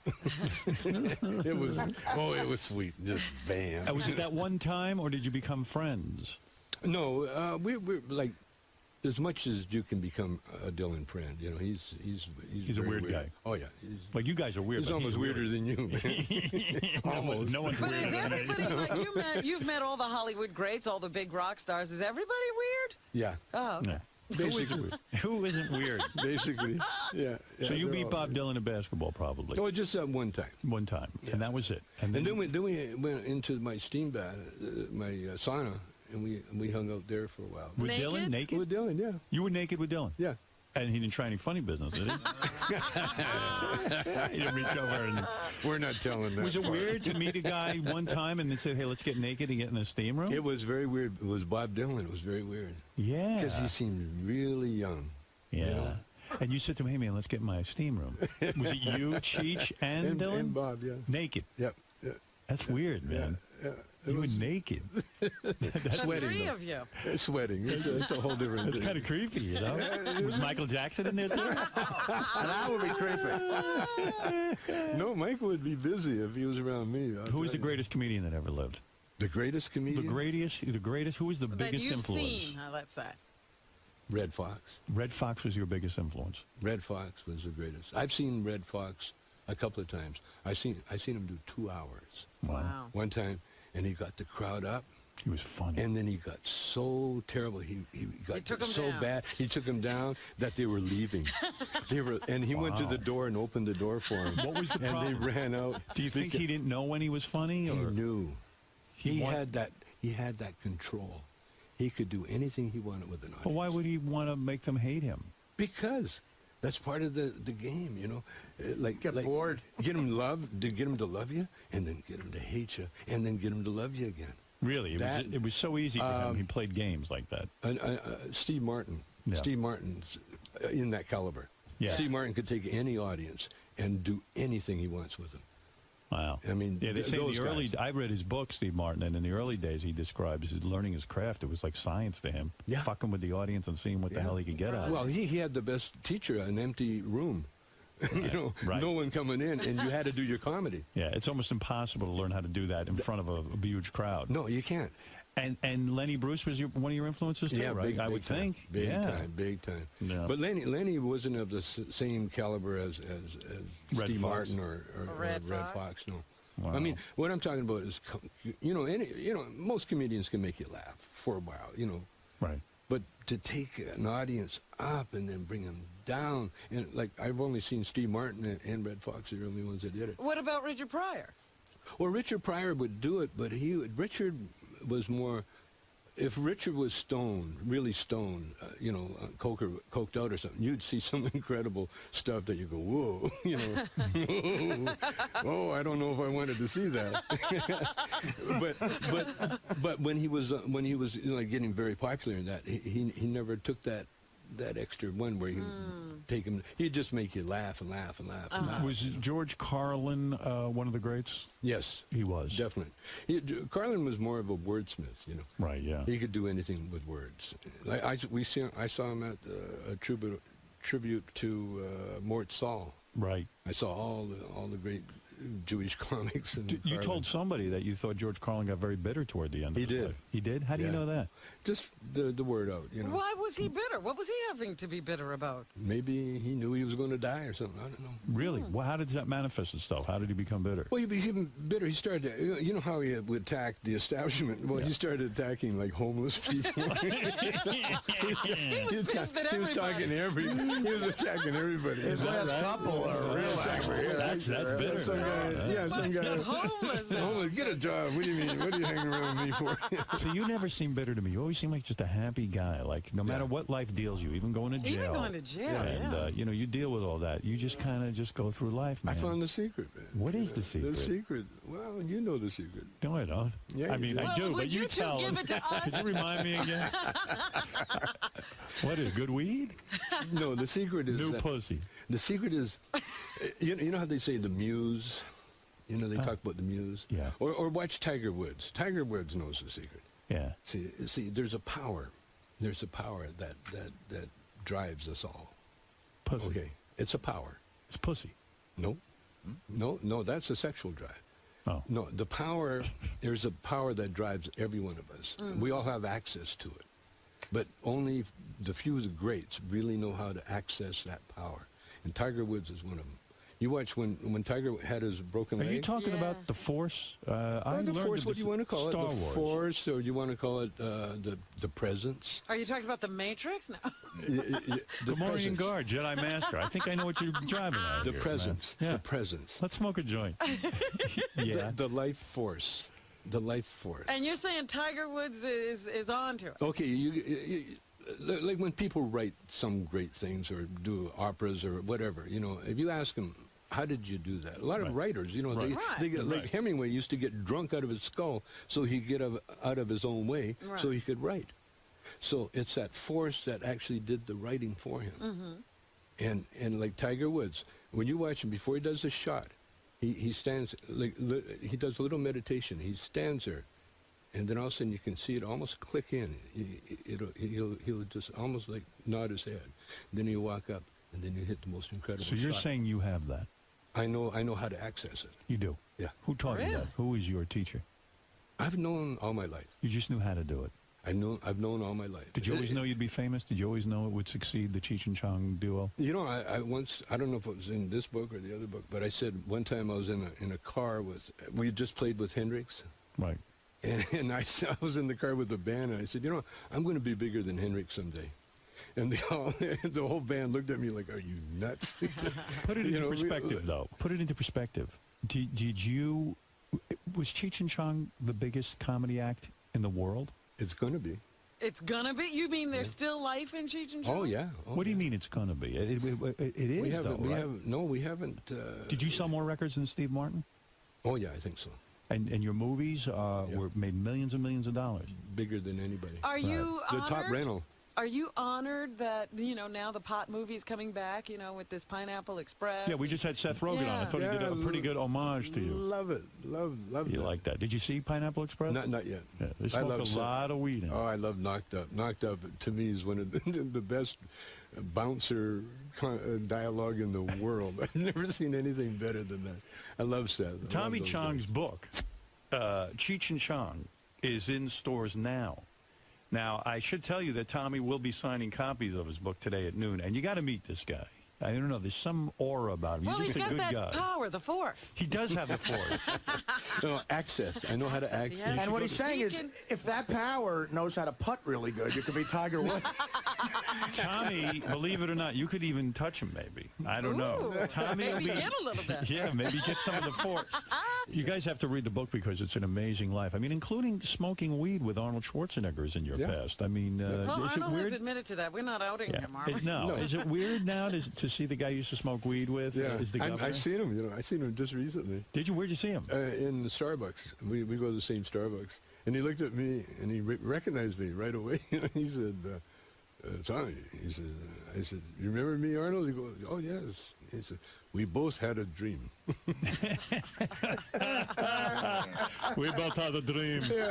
Yeah. He said, "Yeah, he did that." Except you ended up in jail, and I'm in the governor's mansion.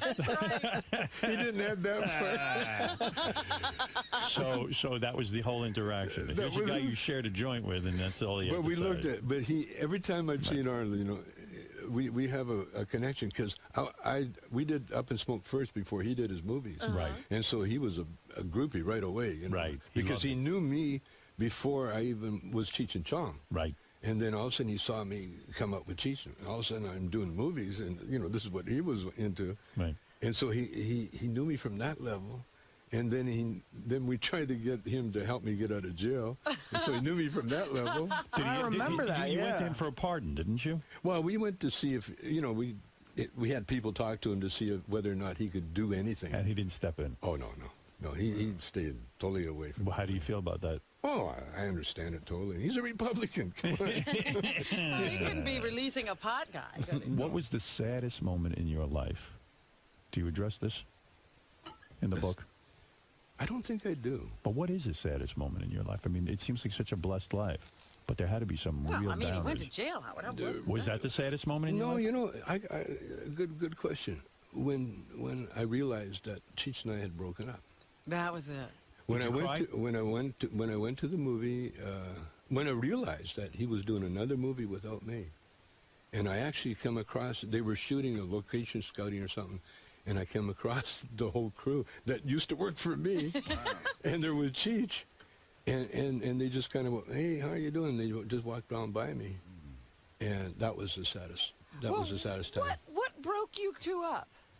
He did another movie. What was that movie?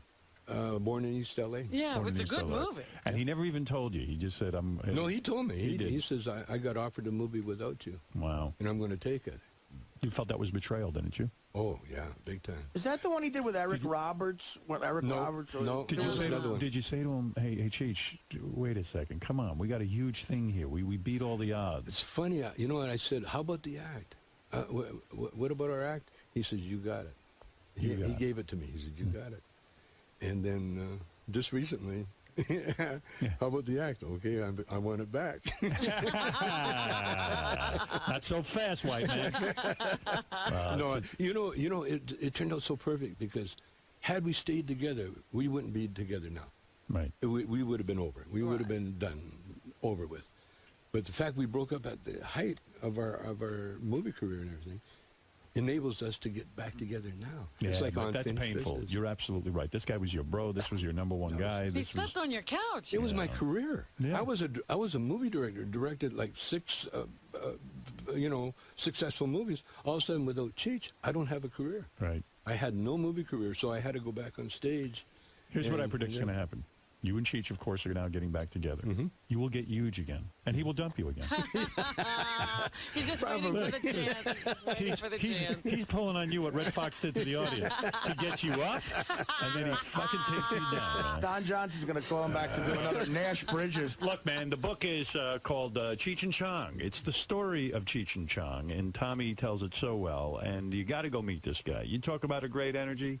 Every time I see Tommy, I go, boy, I love that guy. Yeah. Real quick, Richard Christie, who works for us, goes, he's never once asked me, all the years he's worked for us, he says to me, I just want to meet my hero, Chong. Oh, he calls go him ahead. Chong. Chong, he calls. First of all, the guy's name is Tommy Chong, not Chong. Mr. Chong. Mr. Chong. He has shorter hair than a lot of your fans. Yeah, what do you want to say? I just want to say that you, Mr. Chong, are quite possibly my biggest comedy influence ever. You said that about Howard, though. Well, Howard too, but and by the way, my Tommy, earliest influence. Be nice to this guy. He's a slow adult. So, All right. Go ahead, yes. Go ahead, yes. I mean, I've watched your movies like millions of times and grew up with you. I saw your first Cheech and Chong's next movie is a masterpiece. I saw it when I was 8 years old, and I've been hooked ever since. And I read your book.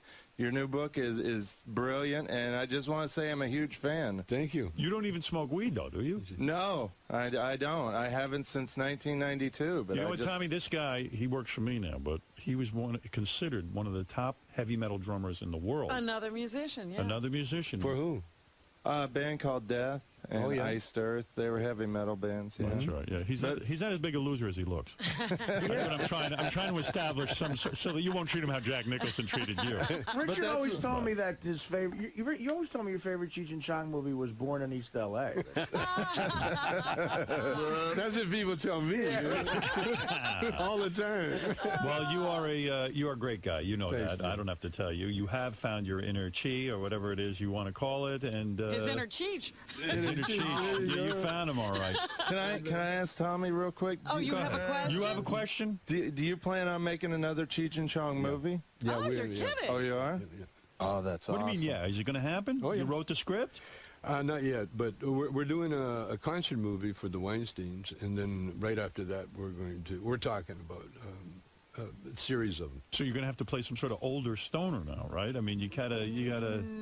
The great thing about comedians, the older you get, the funnier you get, And the movie you're planning, is it just Cheech or both of you? Yeah.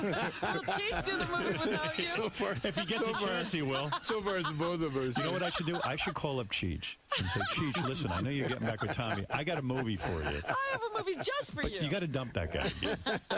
You know, Howard, real quick, too, one of the funniest moments ever on your show, and they replayed this on Master Tape Theater last Sunday, was you had Tommy on the phone in 1997, and he was looking for a new Cheech for his movie. Yeah. And you had Crackhead Bob audition as the new Cheech. Yeah, he didn't get the part. That would have been brilliant. My favorite memory of Cheech and Chong, and this will always be so great, was when I had that dopey Channel 9 show. The Christmas show. Oh, yes. We were taping Christmas special, and I asked Cheech and Chong if they would be a part of it, and they agreed to be, which was thrilling for me. And we wrote a whole Christmas show, and Tommy was in this sketch where I played the Virgin Mother, and you guys were the wise men. Right, I remember and you were them smoking now on tons those of weed. horses. And you gave birth I gave birth to baby Jesus. Dan Foreman. To Dan Foreman, baby Jesus.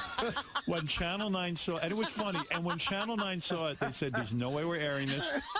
It took, our Christmas special didn't get on until July.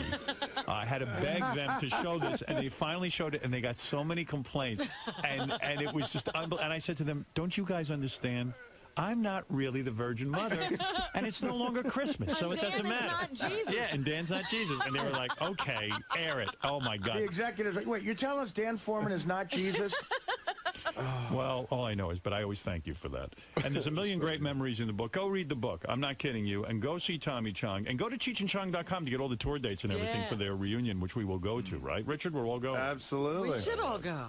Yeah, well, I'm going without Richard. Oh. No, I will go with you. At Radio City, that would be great. Tommy, great so seeing cool. you. Thanks, man. Tommy, how'd it go, man? Oh, as usual, incredible. You've been coming on the show for years. What is it about Howard's show that you like doing? Well, Howard, it's Howard. There's no one else like him. But we've been around long enough to find that out. Everybody tries, but no one really even comes close. And Robin, see? Robin's always a plus. Well, that's part of his strength. Howard knows what makes him great. Cool. So it sounds like things are going really well for you, man. Incredible. You got the tour, you got the book. I think it's karma, I went to jail, and now it's payback. It's your turn now. Everything's happening, and it's crazy. Like I wrote the book, I had no idea we were going to do the tour. And after I wrote the book, I'm thinking, I need a good gimmick for the book. And all of a sudden, Cheech and Chong are back together again.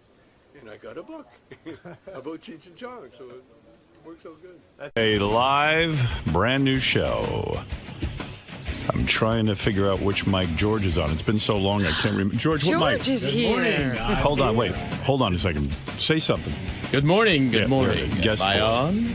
Yeah, I couldn't remember which. Good morning. How are you? I couldn't remember. Just fine. I couldn't remember which switch worked the microphone for your. And which switch am I? You're number 4. I'm number 4. Number 4. 1, 2, 3, 4. What a great voice. How are you, George? Iconic voice. When's the last time you were here? I think it's been more than 3 months. It's been much too long. And congratulations to you on many, many counts. Certainly on your upcoming wedding and the merger of Sirius and XM. There's another marriage. That's right. And congratulations to you on California allowing gay marriage and the fact that you and Brad are getting married. I already sent you. Did you get our gift yet? No, not yet. Yeah, okay. We've been out of town an awful lot. Oh, all right. I'm a happy guy to be hitched to the guy I love with loving family and friends surrounding us. How much happier can one get? It almost became like like the biggest thing in your career, even bigger than Star Trek or Heroes. I'm telling you, the way the press covered it, we weren't quite prepared for that. We were just swarmed by that massive media coverage. Well, there's you, there's Ellen DeGeneres. Yes. And last weekend. Yeah, I mean, that's it. Here gay marriage went through, but they needed to put a famous face on it. And you guys were right there. You became the spokesperson. Well, we're doing what we wanted to do, and our Supreme Court finally gave us. Well, they said, you guys have been living in sin for 21 years, so it's about time you made it legit. That's right. Might as well make it legal. Are you nervous? When is the wedding? It's the 14th of September. Okay. Next month. Did you get a marriage license yet? That's when we got that massive media coverage. I see. So we do have the license now. Now, when you get a marriage license, because I've been looking into this, you've got to. Oh, you haven't gotten yours yet? No. Oh, you haven't? No. Oh, even though it's been reported everywhere that I'm married. That's right. I don't know how the fuck that happened. I mean, there must be 5,000 reports I could play you about that I got married this weekend. And I wish everyone would calm down. Who cares if I'm married or not? I'm telling you this. I never saw such interest in a non-thing. Too many media outlets. Yeah. And they That's love what to it get it is. wrong. Yeah. I mean, they had us already married, too. All we that did right? was get the license. Yeah, so you got the license. Did you have, you have to have a birth certificate? Oh, you do? Yeah. A driver's license? We didn't have to have our birth certificate, only our driver's license. That's it? And $70. You have to have a birth certificate? Oh, yeah. You have to have, there's 4 or 5 things you have to have from each column, and you have to match one of the columns. Really? Yeah, Not in California. You have to have a birth certificate, a driver's license. I've got to have my divorce papers. You're Well, I want you to prove that. You're You have to complicated. prove you're divorced. It's a whole fucking deal. I thought of a couple loopholes though for George. You could, I think, they just specify gays getting married, not 2 men. I think you could have said. No, they said marriage equality. But Every I person think you has. could have years ago gotten married and just said you guys weren't gay. You just were 2 guys who wanted to get married. No, you couldn't. What are you talking about? Yeah, you just say, look, we're not gay guys. We just Hey. want to get married. So when my question was, when you went down to the, City Hall the city or wherever hall, you go. did you have any like thoughts like, wow, this could fuck everything up. This could mess it all up. Did you have any kind of trepidation? We were a little nervous, not because of that, but because it was, something that we hadn't expected to happen, and we were really excited about it. But How did then- people know you were going down to City Hall? Well, the press, this was the first day that marriage equality was going to start happening. I see. So the press was there in mass. And when we showed up, we were just, swarmed by them. We couldn't move. And then they asked, the mayor of West Hollywood was making a speech, and they asked me to make some comment at the same time, too.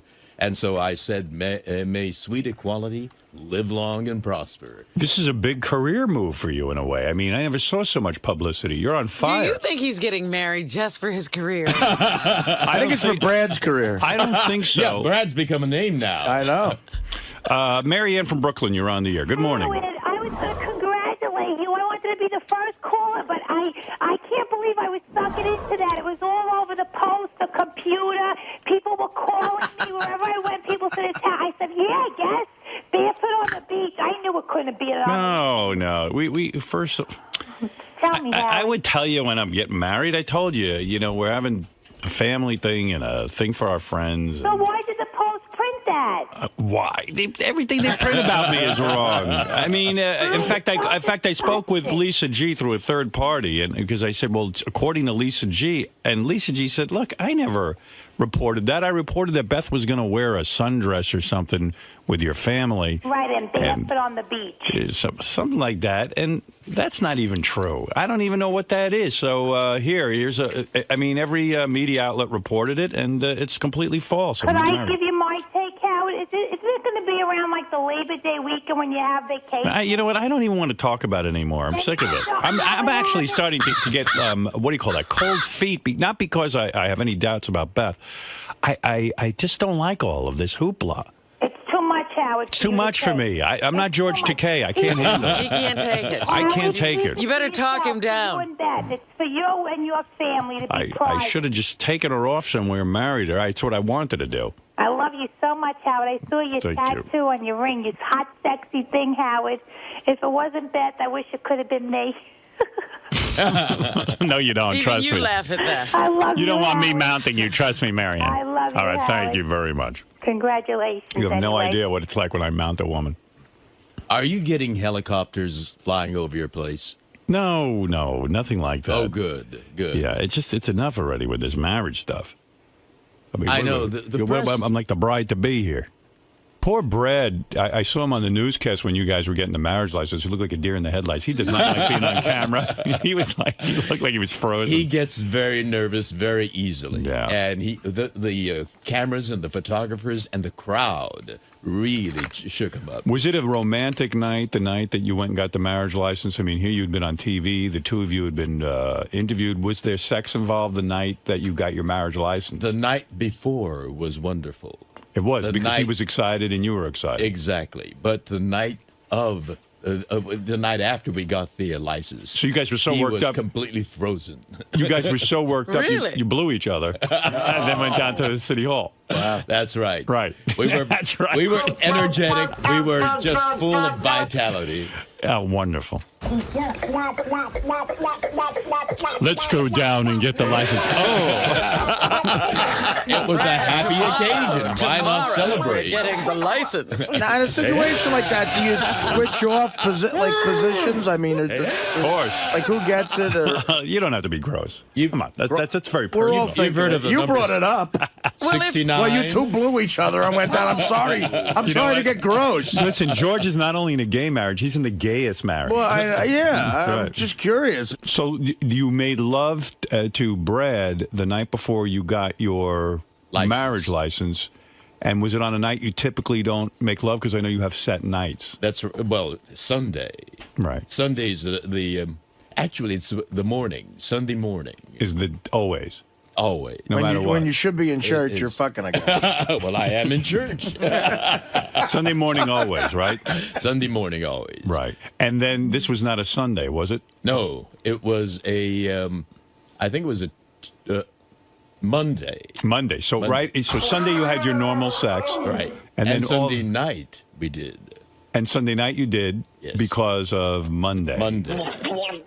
Oh, so it was a double header. And Monday night, nothing happened. We were really we're exhausted. Well, I could have gone. Artie's gonna pass out. So you wanted to do Monday night is when you watch football. So why would you? Brad was all frozen up. He was so, he was a nervous wreck. Really? Yeah. I understand that. Is Because he first getting of all, cold feet? We're talking to George. No, Maybe because there was- Brad is getting cold no, feet. because there's he's not used to all this attention. I mean, I understand. But they were at home. He was going but he was going down to City Hall, and reporters are going to cover this thing. And What about your penis? The one show, Thank you. Good Morning America. I think it was Good Morning America. You guys were next to each other, and Brad, he was had a smile concreted to his face. Yes, that expression never changed. And he kept you guys did look like the happiest two We people did. alive. We did feel Which great. was nice. to see. Brad looks like a guy who's not out of the closet and just got outed. He's just like, it's hard on Brad. It is hard. But on you him. don't think this will have any deleterious effect? Deleterious. It's going to be a joyful thing. You don't see it changing at all when you say those vows and now you're committed to each other. Well, we've never gone there before, so we Right. don't know what's going to happen. But I know, for me, it's going to be wonderful. All Because right. we're going to have our family and friends. How many people are you inviting to the wedding? Well, we're getting married in the Democracy Forum of the Japanese American National Museum, and the capacity is 200. Right. And, we have a long, long list of dear friends. So we feel terrible that we couldn't invite them all. You guys are invited. But Yes, I thank you. know that, you have a show on Monday. We sent our regrets, but we I did know. send a gift. Oh, bless your heart. We thank you so much. That's very thoughtful. We haven't seen it yet, but we appreciate it very much. It's very kind of you. And I Artie, made a donation. Yes, I know. You were so generous. Thank you. And that's very important what Artie did, because What did he do? He gave a very generous donation to the Human Rights Campaign. Well, that's what but it he said was- in the card. It said Right. you could either send money or.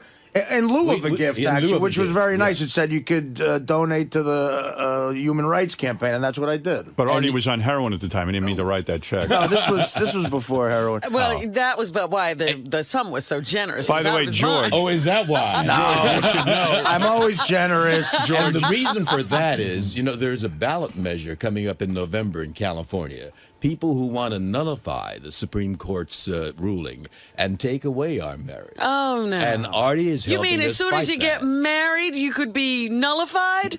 Well, we're gonna fight it tooth and nail. Did you believe people are wasting their time trying to... Arnold Schwarzenegger, good for him, is on our side this time. Finally, is he got on the right opposed to side. it. Well, remember on this show, you yelled at him and you told him did. off. And it obviously got through his head. I'm sorry I brought that name up. Yeah. King of all blacks, you're on the air in Ingleside, New Jersey. Yes, Howard, I love you, man, but you're very complicated and confusing. I don't understand why if you have beautiful kids, I don't sound like a broken record, you have beautiful kids, why would you deny her of having kids? I don't understand. Well, I'm not denying her of anything because she's telling me she doesn't want kids. But she doesn't, trust me, I mean, she doesn't mean I said to her, I don't want to deny you anything, so if you want kids, I'm not the guy for you. I can't raise more children. Even my mother said to me, I understand totally.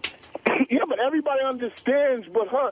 No, you're not hearing me. Why are you talking for Beth? Did she call you this morning? You're saying, Beth, you're making this like it's an argument or a hassle. She said to me, I don't want children. I never have. When I was a little girl, I never dreamt about having kids, and it's not my thing. Listen, my niece is married. She doesn't want kids.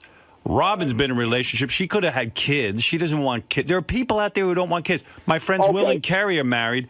They don't want children. I could point out a lot of people who don't have children, King. And then a lot of people go, then why get married? And I go, well, as long as there's sex involved. That's still your decision. Right. It's nobody's business but yours. Okay. So you don't care about the resentment that her family's going to give you secretly. Well, I don't care about her family resenting me. I just care about her. It's still Beth's decision. They can't resent him. But do you honestly, can you have Beth come in and take a lie detector test? Yes, I would do that. Should I do that? I'll do that. Why would you do that? I mean, you it'd be good radio. You have to trust your spouse. No, all right. Yeah, I won't do that. I trust my spouse. You better not. You better not. Where does it end? How many that you can make in a relationship? We'll have her in here every week. Beth said to me, if she feels like having kids, then she'll end the marriage. Right. Yeah, right. That's what she said. Yeah, right. Well, that's easier said. What do you mean, all right? Don't let love blind you. Listen, what she's saying is because I know how you might be. I perceive you as being kind of like subtly controlling a little bit, and like in the sense that she's gonna say what she thinks you want to hear. Right. Well, maybe so. But Let me tell him something. There are people who change their minds. That's one thing that can happen. She right now does not want to have children, and this is a fine relationship for her to be in. But there are also people who say, you know what, I want to be with this person so much, then I'll give up that dream because I want to be with them. Well, she's the first one.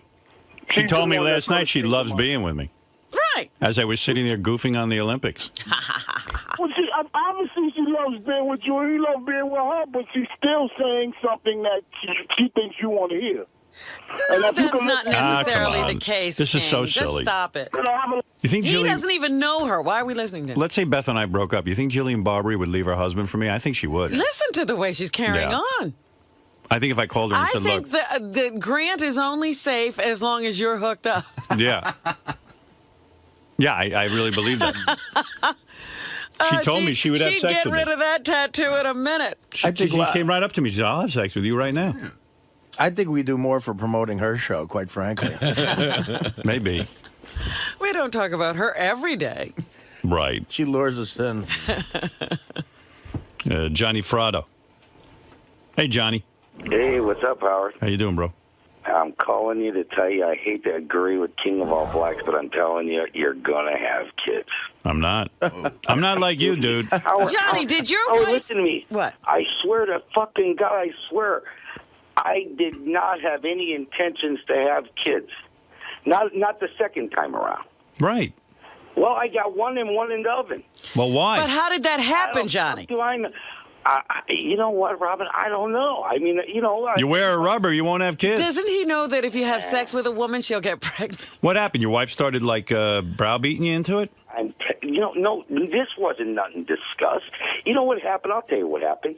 She snuck up on me with sex, with no rubbers, with no nothing. She snuck up on me. Howard, Nah, you knew what you were doing. Absolutely. You wanted a kid. You were barebacking it, and you knew what would happen. Howard, never have I had sex and said, having a kid is the last thing that I think about. I'm a shallow man. Yeah, but Johnny, you let it happen. I did let it happen. Yeah. So that's you. That ain't me. But I'm telling you, but listen to what I'm saying to you. This girl is a rational girl. It's not the girl. Like Robin and I said the last time, it's the brain. It's the body. No, Johnny, this was you making a decision to Johnny. Johnny, you made the decision to have the kid. You put it in her and you came.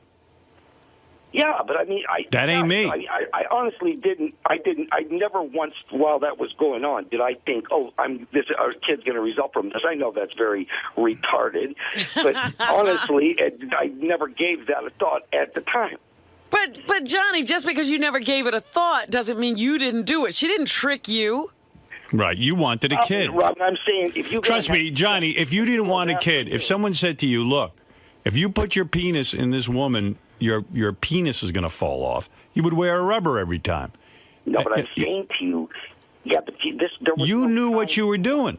In other words, if I put my penis in Beth without a rubber, you're taking a chance. Then I'm going, hey, okay, I want to have a kid. On some level, there's something in the back of my mind saying if that happened, that'd be a good thing. She wants a kid, I'm telling you right now. Well, you don't know this girl. No, because see the thing with the animals, like I told you, a long time ago, we had a dog. There was a dog. Dog was the baby. Everything was fine. Dog was ask her where the dog is now. Dog's in Iowa. The dog got shipped out? Oh, the fucking dog. Oh, let's talk about it. And the motherfucker turned on me. Because he thought, she didn't want him no more. The dog was the baby. She bought clothes for the dog. The dog had little feeties and coats and sweaters and all kinds of stuff. And I thought, okay, this is perfect. We just keep dressing this dog up. It'll stay little. There's the play. All of a sudden, down the pike, here comes a baby. Now here comes another one. Wow. You know what I talk about every day? Baby names. No. That's all we talk about. And you hate kids. I do hate kids. That's the fucked up part of this whole deal. I know. You're not even happy with your kids. No, I'm not. No, They've been a big disappointment to you. I raise them bad. That's what the problem is. I raise them. You're not a good father, right? I'm a terrible father. Right. Well, I buy them a lot of shit and everything, but they want to talk to me and stuff like that. Yeah, what's up with that? I know. I'm in therapy. I had to learn how to talk to my kids. Buy him someone to talk to. Listening to all this. I'll tell the little kid, go talk to Johnny. He's closer to your age. You know what I mean? You have a lot more. Poor Johnny. He likes you. Why, Johnny's in the room now playing. They fight over Guitar Hero. I had to go in there yesterday and tell him, okay, both you motherfuckers, shut that thing off. Johnny's 29. He's 7. 29 and 7. That's an age spread. I'll tell you, Johnny, I don't know what. And play Guitar Hero. I don't know what you're doing with your life. I'm trying to figure. I'm trying to save your life right now. Well, you are. I'm telling you. I'm not having kids. Beth, I'm telling you, Beth is. You can see just from pictures of her how she is a very. I'm telling you, it's coming. So then we shouldn't get married. No, but this is Johnny saying this. I know. Johnny's ruining it. Sure. Nail Jillian Barbary when she gets to the wedding, not before the wedding. Not after, before the wedding. Right.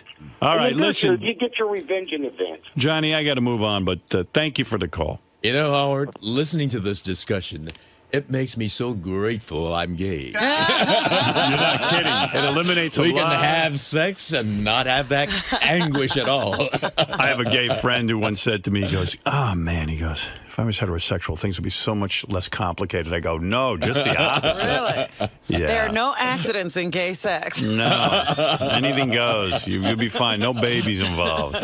It's the way God meant it to be. Well, I don't know about gay. that. Babies would be at our choice. That's right. That's what I'm saying. You can't accidentally do it. No. Will and Jason had a bachelor party over at Rick's Cabaret on Thursday at noon, yeah. They say like Sal goes over there for lunch every day. Like he's like a regular at Rick's Cabaret. That's where he has lunch? Well, they said he's so regular there. Like when he walks in, he's like, oh, hi. Like he'll walk up to her, go, hi, how'd your engagement party go? Like he knows personal stuff about the girl. Right, Gary? Didn't you tell me like when Sal walks into Rick's Cabaret, like They said he's like Norm from Cheers. Everybody knows him. And they said he walked into a waitress and was asking her about her family vacation. Hi, Sal. He's her hi, emotional Sal. friend. Yeah, hi. Gary said like he left the bachelor party. Sal was still there. Like how many hours did Sal clock in? I didn't go to the bachelor party because I had my kids with me. So the bachelor party started a little bit after 12. I needed to call Sal. I called him at 6:20 on his cell phone. Nobody answered. I called him at home at 6:30. His wife answered. She said he was still at the bachelor party. And he called me back at 7:30. He goes, yeah, I just got on the train. So he'd been there for 7.5 hours. And I heard he told his wife the party started at 2, so he could squeak a few more hours out. Let me ask you something. Where were the bachelors by 7? He left at 4:30. Well, dude, what do you do there for 7.5 hours at Rick's? It's like anything else. When you're having fun, time just flies. Right. You You know, didn't realize what time it was. No, I thought it was like 4 o'clock. I had no clue. Back in the old days, I used to do 7-8 hours at the strip club. Used Did to you hang really? out. Sure, right. Isn't it wonderful? Yeah. Isn't it wonderful? But yeah, I don't know what I've only been to Rick's about 3 times for lunch, and when I go there, I'm very personable. It's important to be nice to people. In 3 times, you know about a girl's family vacation? What do you go in the back room or where? No, I don't do that. You don't go in the back room. Can't afford it. Can't afford the back room. No. Yeah. But it's a good time. Do you have and, one girl that you're really into over there? No. You're into them all. You don't have a Rick's wife? No. When you're married, any girl is good. Right. Lisa G is here. Lisa G from Howard 100 News. What Lisa. a weekend. Yeah. Lisa, what's going on? Oh, I don't know where to start, Howard. There's so much stuff. You know, you talked about Jason and Will's bachelor party at Rick's Cabaret, but what you neglected to mention was that Ronnie the limo driver paid a dancer to give a lap dance to John Hine. Mm-hmm. Well, this dancer, Avalon, is now $20 richer without having to do the lap dance because John refused. Yeah, John's like way into his wife and no lap dance, no He takes his masturbating. marriage seriously. yeah, he really does. And he's like, he never masturbates. He only has sex with her. I don't buy You know, that. Tom used to say that, too. Remember Tom Yeah. Chiasano gave up masturbation because he thought it affected his marriage? You know, I think people are still afraid to admit they masturbate. And, you know, like, I You're decided. telling me you think John Hine does it and doesn't say? I know he does it. Oh, okay. I mean, there's no, sometimes you just do it. And it's not because you don't love your wife, and it's not because you But have a you're sexual saying problem. he consciously does it and Yeah. won't admit it. Yeah, he's embarrassed to admit it. He doesn't want his wife to know. But I'm telling you, he masturbates. You know, not a you- lot. I mean, I jerk off, like, if Beth's out for the night and I got some porn. Like, I told you I watched Strap-on Sally the other night. And I'm not ashamed to admit it. And I had sex by myself. I think one of the major influences you've had on society, without question, this is all you, as far in my head, and it's a positive because it's more honest, is being okay with admitting to masturbating, watching porn, like, you know, the small Well, you penis know, thing, like we every all guy, do it. it's just liberating. Politicians aren't doing it, Well, the though. fuck politicians, but I'm Hey, saying but can I tell guys you in something? general. But it's right. It's odd now since Howard became sort of a big star that a guy isn't willing to admit that you masturbate, and John clearly is. I know a couple other guys who say I never masturbate. How's it true? It can't be true. John loves this show, and I would assume would only be honest. Right. Now, some guys don't want to tell their wives that. You know, some guys don't want to admit it. You know, even all the years I was married, like I'd come on the air and talk about jerking off, and then, you know, even my wife would say to me, gee, did you really jerk off? And I'd go, no. Oh, you wouldn't admit it at home. I wouldn't admit it to her. And like, you know, and like I decided now in my new relationship, I'm honest. I tell Beth, I beat off. I beat off. Yeah. I did. You were out, and I beat off to Strap-on Sally. And she Creates goes, an You even admit that it's to strap yeah, on Sally. and she goes, I want to see Strap-on Sally. And I said, no, because you're going to think I'm disgusting. I mean, really. And, Well- you know, because I know she's going to be like, oh, those girls are so gross. Meanwhile, it's Carmen Lavana and all these girls, and they're hot. That's nice of her because maybe she wants to watch it to see well, what turns you on. sometimes we are shocked at what you think is hot. I know. You guys don't get it. They just don't get it. But Chicks anyway, hate when you're like a filthy broad. Right. Like a, but everyone masturbates, and everyone has sexual needs. John, get in here and defend yourself. Hey, Robin, What? like you masturbate now that Jimmy's not with you, right? Well, I masturbated during. You did? Even Lisa G masturbates, right, Lisa? Not now. No? Why? Just I don't know. I think it's a phase I'm going through. See, I don't believe that. You're And John, abstaining from pleasuring yourself. and John, I believe that you turn down the dance, and that's great, but I do believe you masturbate, and I think you're embarrassed to admit it. Why? I don't know. Because you are. Something you don't want your wife to So know. admit it. Why? You're embarrassed. Because you don't want her to think you don't love her or something. You like it would be like almost like cheating on her. Not at all. You're thinking about other women. Not at all. There's no way you haven't relieved yourself at some point or another. Your wife's on the rag or something, and you just go, you know what? I got to jerk off. I've got no reason to tell you otherwise. Like Artie was saying, especially on this show, right? The last thing you want to do is start lying about stuff like that. I say you've done it. Okay. And I don't care, and I think you're sticking to it now, and very much like a John Edwards kind of thing. Are you saying you never did? No, I have, but not. I can't. What I said was I can't remember the last time that I have. They do say, however, and John suffers from diabetes. Diabetes is supposed to affect a person's sex drive. That is true. So, do you think your sex drive has been sort of quieted? I think so. I think it definitely has had an effect. Because I know with me, I'm constantly hard and constantly, having sex. I mean, I have to. If it's not with Beth, with myself. I mean, I need it. Sometimes he just knocks himself down. Yeah, I mean, I had sex with Beth yesterday morning, and then I was in the afternoon. I said, I want to take a nap. Maybe I should go jerk off. I mean, all of a sudden, I go, man, I'm 54 years old. This can't be right. I'm actually annoyed by it. It's like one other chore you have to do because I know. Well, no, listen. You feel it coming on. You go, look, there's no broad around. You're not dating somebody. You're alone. It's a Tuesday night at about 10. You had your shrimp fried rice. And it's you like, you know don't what? want to go out. I know for a fact I am not going to be worth anything in a conversation until I jerk off. And I know George Takei, as great as he is, the greatest actor as he is, I know he has to do it too because Brad does not give him the amount of sex he would even like. Well, that's right. But I was thinking, with age, it'll probably wane. But after hearing Ernest Borgnine, I know that that ain't going to happen. How old are you Give us now? relief. I'm 71. Yeah, and you're saying you're still jerking off. Oh, right? yeah. Wow. Now, did Well, Brad I mean, if get it's just upset? Sunday. What, sorry, George? If it's only Sunday, Right. There's Monday, Tuesday, Wednesday, and Thursday. How can you marry, honestly, can I say something serious? Yeah. How can you marry Brad if, now I'm just throwing this out there, he gives you sex one time a week? It's not like you guys are in a marriage where you're going to have children or anything like that. Yeah. So if there isn't any sex, what's the point in getting married? There's dignity. Yeah. No, I understand all the gay rights issues. Right. But He's talking about the choice. I'm saying, why are you even with Brad? I love him. You love him, but sex one day a week, I mean, that's just got to be miserable. Well, there's cuddling, too, in between. And Brad is a good, decent, loving, caring guy. And he's a detail-oriented guy. He takes care of. But don't you feel like saying, Brad, don't, What do you mean don't bogart that cock? Yeah. But what do you mean he takes care of you? Emotionally? Well, the first thing in the morning, he brings me a pot of green tea. All And right. he does. You could get a houseboy to do He's that. like a geisha.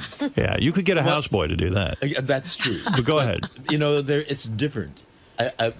When you hire someone to do it, it's a hired person doing it as a job. I got to admit, I would like if Beth brought me some tea. That would be nice. But she's having sex with you. That's right. So that makes up for a lot of other More things. regularly, yeah. Right. Well, absolutely. And when you come to a point in life where you get used to a person, there's. But did you ever say to him, "Don't you want me more than one day a week"? Well, we cuddle. But what, I mean, you got a big, thick, gay heart on. It happens, and that's when I take a shower. I know, but Right, so you relieve yourself. Yes, I But, do in the shower. it would be a Marry lot your nicer- shower. It'd be a lot nicer if Brad would do that. Yeah, it would be. It would be. But you don't see those are the- anything wrong with your relationship. Why are you bringing this Well, up? wait a second. Have you compromises. ever sat down with Brad? I mean, in a serious way, and said, "Hey, Brad, I love you. I think we're really compatible. I love the pot of tea you bring me in the morning. But I would really, really like it if we had more sex. I'm not saying it's going to drive us apart or anything because I love you, but do you think to please me, we could be together on Wednesday night too?" Since you've introduced it, I will have that discussion with Brad. Why have you never? Wednesday. Why have you Howard never? always has to introduce it. Why have you never? But why have you? Why do you think you've never done that? Are you afraid to do it? No, I'm not afraid. I just kind of, it's consideration for him. He's not interested in doing it, during the. But what during about the like if you just said to him, "Hey, I really, really want more." Well, he gets very tense and intensely involved with, he's my manager and he takes care of the books and he takes care of the bookings. Oh, so he's fucking you one way or the other. What you should do is you should sit down with him and say, listen, if you were doing this enough, I shouldn't even be able to sit down. Like the fact that I'm able to sit down without writhing in pain means we're not fucking enough. What is your point, though? I don't understand. Well, he's exhausted. Is he really? Business is so exhausting. You know how nervous he There were a lot of gets, years between Star Trek and Heroes. I Yes, mean, he couldn't be that exhausted. It's a lot of cruises. Oh no, there's a lot of Star That's Trek true. cruises and Star Trek conventions. Oh, that is tiring. Last week was Las Vegas. Next weekend's going to be Atlanta. Yes. Do you two travel together? I'm hosting a Beam Me Up he does buffet. travel with me. Yeah. and he carries the heavier Beam me luggage. up What'd you say? I'm hosting on the promenade deck of the Star Trek cruise. I'm hosting the Beam Me Up buffet. The Artie, vaporized vegetables. Do you ever put we'll on? invite you to the next Star Trek cruise. I would love it. I would love it. Do you ever try to seduce him, like by wearing a sexy outfit, or like like on a Wednesday night, put on something like Just a like kimono? a policeman? I don't. What I do is on This is Sunday Officer mornings, Zulu, bend over. I do my workout with the free weights. Take a shower. Free weights. And then I lean on the doorway and say, "Hey, big boy, It's time. Holy have shit. some fun." Yeah, every Sunday. Every you Sunday. say you lean on the doorway and say, "Hey, big boy, you want to Well, have some fun?" I may have to put on a different pose, but When did it start becoming only Sundays? I guess about 5 or 6 years ago. I don't know what It was just. Do you think he's more masturbates? relaxed? He's more relaxed on Sunday. He likes coming on the Sabbath? Do you think he masturbates? I don't know. Of course he does. I don't think so. Wait a because minute. I he's- thought he got upset with you the last time you mentioned that you do masturbate between. Well, since he sessions. knows now, I can talk about it. But he And, did get upset. He did get upset, and as you said, Artie, it really is liberating to come on this show and talk about aspects of your life. Well, Because- I got to tell you something.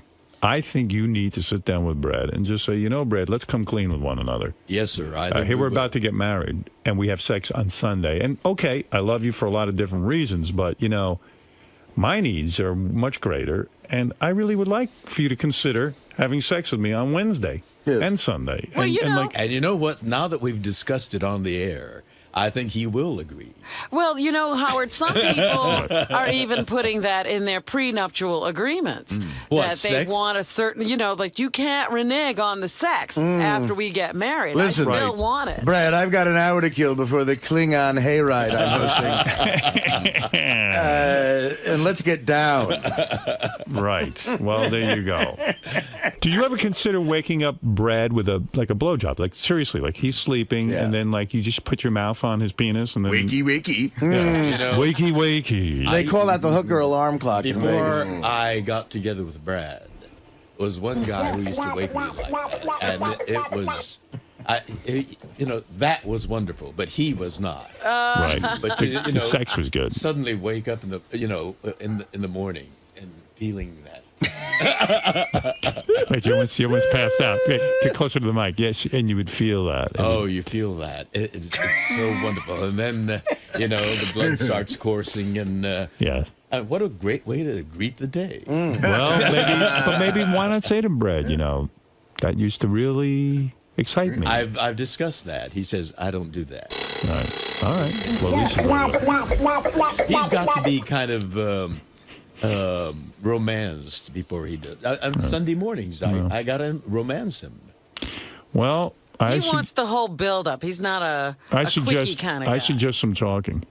Yeah. Good idea. Yeah. I think I will. Something's up there. And he's listening. He's hearing this. Yeah, you're a married couple, and it's time for you to really get that sex life going. And Lisa, And then after Wednesday, yes, then we should have it more spontaneous. Yes. Between Wednesday. Yeah, right. and- That's what I would. I mean, it's just so regimented. You're not. Yeah. You're an artist. You need to. Exactly. You need to be spontaneous. And that's the way I am. Well, do you Right. think you're going to ruin this relationship, Howard? It's the marriage that ruins it. Well, That's you want right. to know We can something? blame it on him if it doesn't work out. You want to know something? In a sense, I think that George has come to accept this as normal behavior, and he's not really Well, pleased. he accepts it as Brad's behavior. Yeah, and I think, I mean, there's nothing wrong with saying to Brad, I know this is your behavior, but why? And is there something I can do or we can talk about in a serious way, not a joke on the Howard Stern show, where we can really, be together and up our sex life. I mean, it's crazy for a guy. George is over in the shower jerking off 2-3 times a week, with the warm water when really he should be with Brad. I mean, it's two guys. There's no chick there to say no to sex. Right. What's happening? Like Brad does say no often. He must be like a chick then. You mean you've started in with him on a Wednesday and he goes no. Yeah, well, he says no. I'm tired. I'm tired. Oh boy. I've had. Well, to maybe deal he's with not this, attracted to you. Had to deal with that and this and that. No, I know He's not been there faithful. mentally. Maybe he's thinking about a young guy or something like this. Is he thinking of a young version of you, like William Hung or something? Hung. That's the part that you go for, huh? Or the kid, yeah, right. Or the kid on Heroes. You think he doesn't want a younger George? Oh no, not Mossy. If you're away on a Sunday, Mossy. let's say you're working on a Sunday. Yeah. And you come home Tuesday. Does that mean you have to wait till the following Sunday to have sex? No. Well, as a matter of fact, that's the way he has turned out. Wow. Yes. Why are you going along with this? Well, if he's not there with me on some Star Trek convention, Yeah, I mean, like, why on Sunday? I do it in the shower. Yeah, but I mean, why on Sunday? Is it okay? Because Sunday's a day when he doesn't have to deal with email, telephone calls, and all these other... that's bullshit. That's what he tells me. Yeah, well, he's full of it. Have you ever been approached at a Star Trek event by a gay fan who wanted to bed you down? I have. Really? I have taken advantage of it. This was before. Really? Oh, you have taken I have, advantage. Oh, that's yes, great. Good for yes. you. And some interesting women, too, when I was, And you were still maintaining that facade. Oh, so you had a lot of sex with women? Not a lot. Really? But Wow. selective. Right, some hot ones. Nice. And Lisa, I don't believe you're not pleasuring yourself, but that's your business. Now, what did you're just going through a phase, you say? Yeah, I think so. What's that? You don't know what that noise is? You know. What's that? Lisa, admit, how many times have you had me? And your thoughts? Yeah. What do you think of when you do that? When you used to do that? 0.0. When did this phase start? I don't know. It's been a while. I think it's all Wow. part of not dating. Just Turning all that saying. aspect off of you, inside of you? maybe Yeah. I have. I don't know if I have done it intentionally, subconsciously. I don't know. Robin, have you gone long stretches of time where you Without don't... masturbating? Yeah. No. No. Well, why? Why would I do that? Do you believe Lisa when she says she's doing that? I believe her. Why would she lie to us? Well, shame. No, I don't. Yeah. Shame. Yeah, shame. Just want anyone to know what she's up to. Thank God, Robin. Plus, she puts her fingers in the cupcakes. No one wants to think of it. That. Maybe she shouldn't. Hey, Lisa, masturbate. some guy contacted me. His business is he does some sort of test where you can tell the germs on your hands. Yeah. You could swab your hand and know, and that's why you shouldn't put your hands in the cupcakes. Yeah, I know. It. I saw something on TV that when you double dip, Yeah. it increases germs by like 1 million, if not even more. Want me to it's- swab your hands? I can have the guy come in and But find out. my thing was, I just touched the cookie. I didn't touch the cupcake. Doesn't matter. No one wants that. Electricity. All right. Anything else in the news there, Yes, Lisa, big besides you're not news. masturbating? Well, you're not the only one getting married. Jason is getting ready for his upcoming wedding. He says that he's already started to take measures so that no one gets embarrassed for his wedding. He has told the DJ, do not give the microphone to Sal or Richard by any means. Don't let them get, you know how they pass around the Right. mic? Yeah. And, you can sing or say something nice to the bride and groom. And also, there was a big debate about Jason's wedding. He has admitted that he's gone into debt for this. Well, his mother wanted shrimp and was relentless. Well, Jason finally put his foot down and said, I am not paying for shrimp. So the big news is his mother will be paying for it, and there will be shrimp. You should do that with the whole wedding. I mean, It's a little too late now, He has no but- money. To go into debt, that's just the opposite of what a wedding should represent. Yeah, it's a shame. It really is. How much is your wedding going to cost, George? Have you figured that out yet? Yeah, it's going to be pretty costly. How much? All the bills haven't come in yet. What would you say, guesstimate? I'd say over 60. Over $60,000. Are you splitting it? Well, it's coming from the same pot. Right. Our mutual pot. Right, yeah. So you're splitting it. That's nice, though. You guys have joint bank accounts? Yes. Oh. Oh, he should put out 2 days a week for that. You're the earner there. Yeah. Well, he's the one that, makes, smooths the way. You got a prenup with him or what? No, we don't. Whoa. Whoa. Hold it. We trust each other. Wait a second. Oh, my. Oh, I don't think Brad will approve of my being on the show getting advice from you. I'm just being sensible here. This is not a bad... I don't know why prenups have to be a bad thing. Why can't people talk about their finances? They should be mandatory, shouldn't they? You can't talk about your sex life and you can't talk about finances with this guy. It's like you're two strangers. He brings you a pot of tea. Our sex life. How much are you going to pay him for a pot of tea? I mean, let's say shit hits the fan. Well, he does manage my, affairs with great efficiency and precision. And any good accountant could do that. Well, that's true. And we do have an accountant in addition. Right. So you're telling me if for some reason, legally, if this thing ends, and it could. Anything's possible. Right. But I don't. So you're going to give up half your fortune. Well, I don't think it's going to end. Well, what if it does? Paul McCartney said that too. I had him in here. He said, you know what? I love this woman. I believe in love. Yeah. And guess what? She hauled his ass right into court and fucking embarrassed the shit out of him. Yeah, but Brad's not her. He's a different personality altogether. She gave him sex more than Sundays, too. Well, that's true, I guess.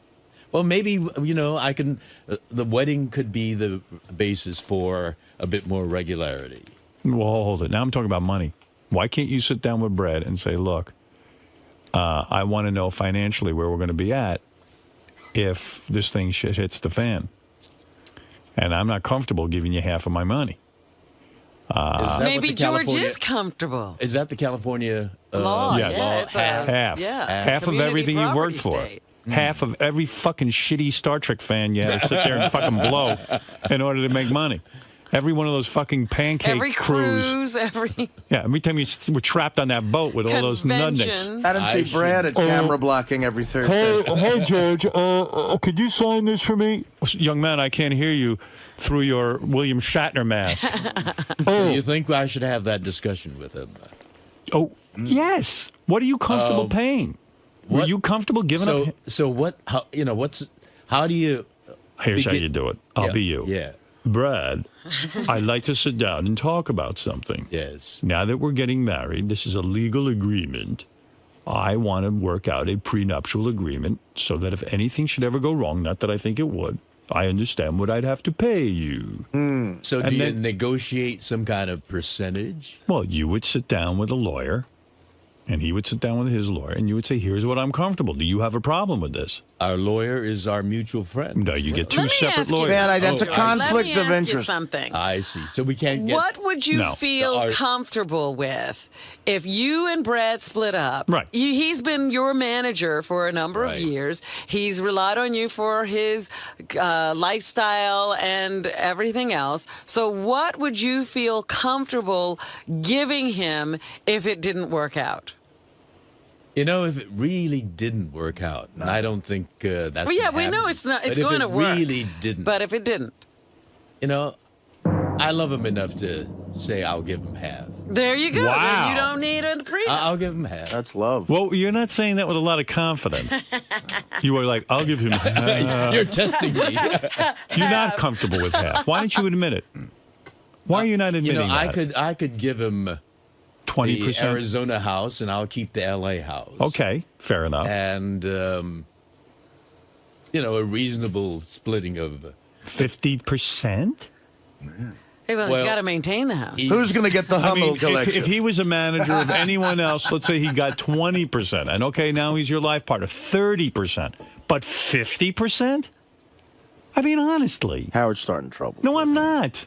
George, come on. He'll see you as Why? Would you like to negotiate for me? Yeah, bring him in here. Bring him in here. Not on the air. Oh, yeah. Bring him in here. I'll talk to him. You're not going to get Howard on the phone off the air. Right. Are you getting married on a Sunday? We're getting married on a Sunday. Oh, well, you can say, Sunday look, afternoon. You know, so you tell him you got to fuck me twice. Wait a second, George. So, George, you're going to just go into this blindly and not have a business discussion with him about finances? Well, we have not had that discussion. I just assumed You were not going to have it, were you? You don't think about. Yes, you that, did. You're lying now. You're lying to yourself, not to anyone else. You have thought about it. No, I really have not. Quite honestly, I You never sat down and said, "Oh my God, if this thing doesn't work, I'm in a contract with this guy that I have to give him 50% of my assets." You know, it's been working out well. We know that mutually for the last. But gay couples break up just as much I as know they heterosexual do. And we've couples. seen a number of these marriages already hit the rocks and break apart. Well, but they're, we know some, and You've got to protect yourself. We're different people. They were all different people, too. All right, can I say Well, something? yes. I'm going to give you a worst case scenario. Yeah. You get sick. And I don't mean the kind of sick like a cold sick. I mean you're sick. There are hospital bills or things like that. Yeah. You're not the George Takei, the vibrant guy. Right. Brad loves you. He's with you, this and that. But I know he will be. Yeah, but you know what? Turns out he starts fucking around with some other dude. Just behind your back because, he just needed sex and you're not available to him Yes, anymore. like the John Edwards. Right. And all of a sudden you find this out, you become incensed and say, I don't need this fucking aggravation. You and Brad break up. Now, on top of it, not only is he humiliated It's hard for me to visualize that Okay, scenario. but let's say it happens, and people are human, it can happen.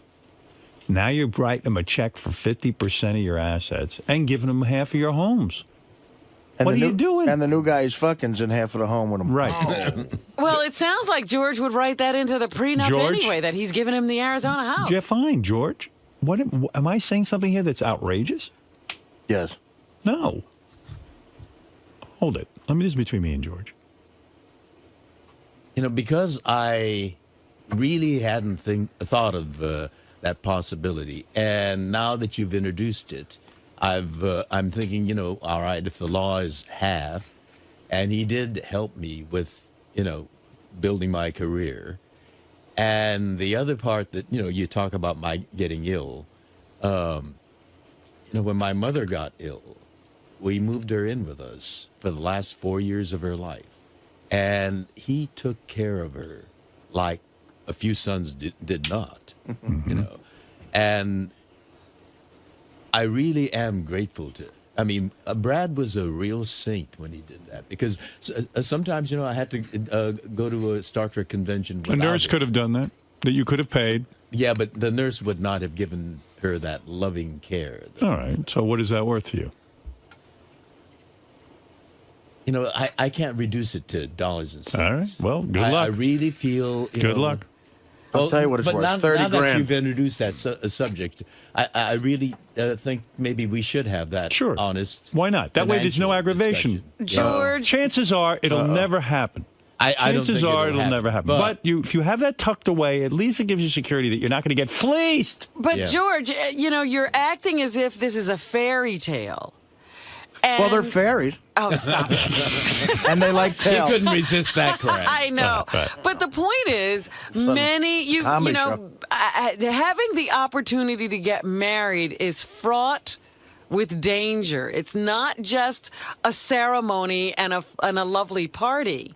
It is a contract. You're entering into a contract. It is a contract. It is. You're right. Gene Roddenberry. That's true. There's no difference between Gene and had, Brad. Great difficulties. Listen, you've busted your balls, and I like Brad a lot, you know that. But in all fairness, you're the one doing the glad handing on the fucking Star Trek cruises, and that ain't no picnic. Nobody's lining up to get Brad's autograph. I mean, if we were off the air talking, and we started talking about some of those Star Trek fans, these are disturbed people. And the fact of the matter is, that you've paid your dues, pal. Bless their hearts, though. That's right. You've paid your dues. You've been trapped on a boat with those people. You've paid your dues. You don't have I mean, to. sitting there and All sucking right, up. I will have that discussion. Good. I think I think that's fair. we just may have that discussion tonight. Good. And do it. And Because they may if you're just holding, not be getting married tomorrow. if you're holding it back out of fear, then you. No, it's not fear. It's not fear. It's just that I think it was euphoria. Wait. Yeah. It's and, just what? And I trust him. I've trusted him, and the trust has been reciprocated all these years. And the thought of parting never entered my mind. And our relationship has been tested, as I say. Moving my mother into our house, and George, we don't know. We don't know in which ways it's going to be tested in the future. As you know, things can erode rapidly. But listen, every guy who gets into marriage thinks it's going to be perfect. Trust You're me. so funny sitting there with that bee. I'm seeing you looking at the bee as he has this. Yeah, I got Beth's initial tattooed on my finger, right there. Oh, right there. You see, right there. Yeah, and I don't have Brad's bee tattooed on me. Right. So I'm saying the same thing to you. Listen, we all believe it's going to last forever.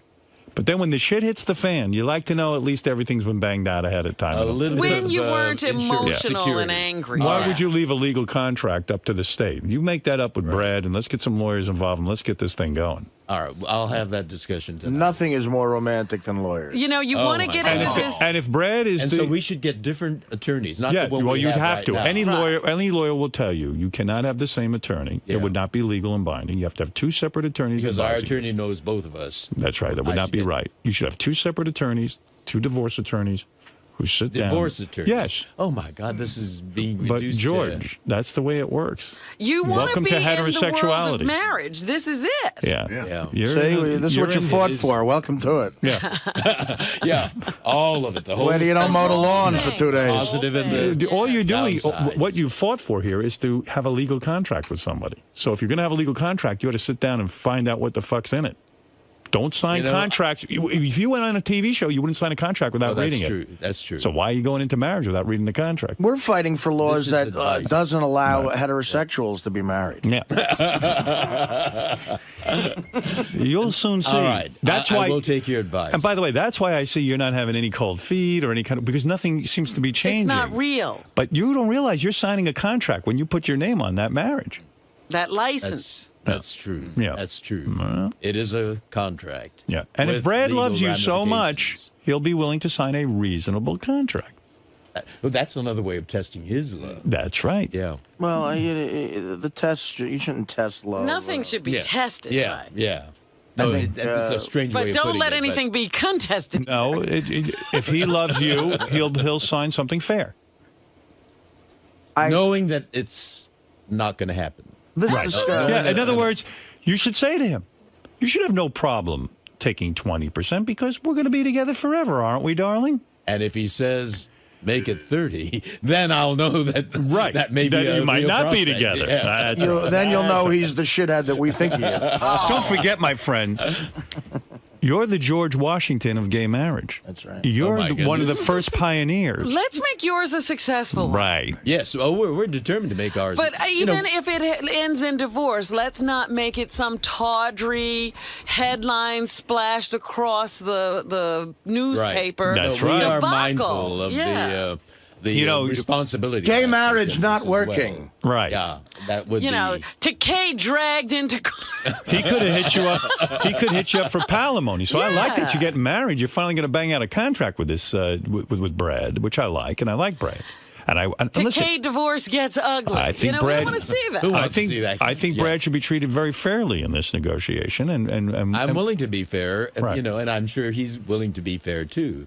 But he did play a big part. We know that. Then And guess give what? him that You credit. played a big part too. Well, that's true. Yes. That's right. Yeah, he played a huge part. I'm sure he was at rehearsals for Star Trek 4 all day. A lot of pressure there. All right. He doesn't have to shake the hand of an 82-year-old guy in a Klingon outfit. He put up with a lot from me too. Well, when I'd we come know. home, Taking care of your exhausted mother, and shit, tired. man. That's a saint. Holy Christ. He is a saint. Yeah, I He wouldn't is take a care of your saint. mother. But I know you wouldn't. Yeah, she'd be out of luck. And with you, I'd get a prenup. Listen, I love you. Look at me. I'm Yes, gonna tell you I something. know. This is my gift to you. It's a More than mutual- that stupid gift No, I that sent is you. a gift, and that is word to the wise. You're a terrific guy. You And know, my he- audience loves you, and I love you, and I know everyone in this room loves you. And he did try And- to have this conversation with Paul McCartney. And you know what? I swear, did. yes, I did. Yes, he Paul was did. on the show, Yeah. and he was getting married, and I said to him, "What are you doing now?" He goes, "Oh, I believe in love." And Howard, I don't need a prenup. And I go, you know what? You're being naive, Paul. And Paul's one of my heroes. All you need is love. All that bullshit. Yeah, and I said, man, you're a great guy, but come on. And sure enough. He did not take your advice. And $60 million later, Madon. It's like he didn't write Hey Jude. 60 No money. Right.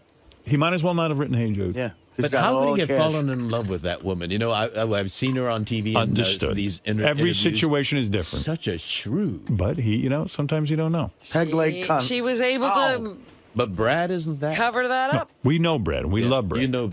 But listen, I know lots of loving gay and straight couples, and shit hits the fan sometimes.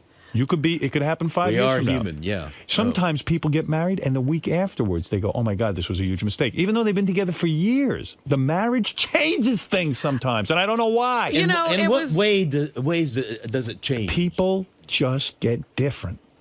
I don't know why. In what way do they get different? I don't know. Maybe you just panic. You Because go, oh, my we've God, had this our is... fights. He's driven me up the wall. I mean, the wedding planning is driving me up the wall. Oh, that's right. And he's a detail person. Oh, my God. Oh, my God, yes. My God, dude, Listen to me. It's been tested. Think what marriage is. Aside from all the victory of gays getting the rights and all this and being treated as equals, that's beautiful. That's a beautiful part. Right. But think about what it is. It's a contract between two people saying, look, if shit hits the fan, I get 50. That's it. Mm-hmm. Mm-hmm. No, I hear That's you. what it is. I hear you. When you I boil hear it down, why be married? It's to give the other person security. So Brad's saying to you, give me my security. Okay, I'll give you so much security, but not everything. See? Brad, are you listening? I got to tell you, I think this conversation that Howard's suggesting will end your relationship. Well, then so be it. If Better that now. happens, I want my fucking donation back from that fruity charity. All right, well, fair enough. Ronnie. Yes, sir. Do you find it strange that John doesn't jerk off? Yeah. But then again, here's a guy who I bought a lap dance for, and he tried to open his wallet and pay me back the money after I gave the girl $20, and he didn't get the lap dance. So it's a good possibility the guy doesn't yank it. Were you offended by that? No, not at all. He was upset because I paid the girl $20, and, you stupid asshole. How often do you yank the pole?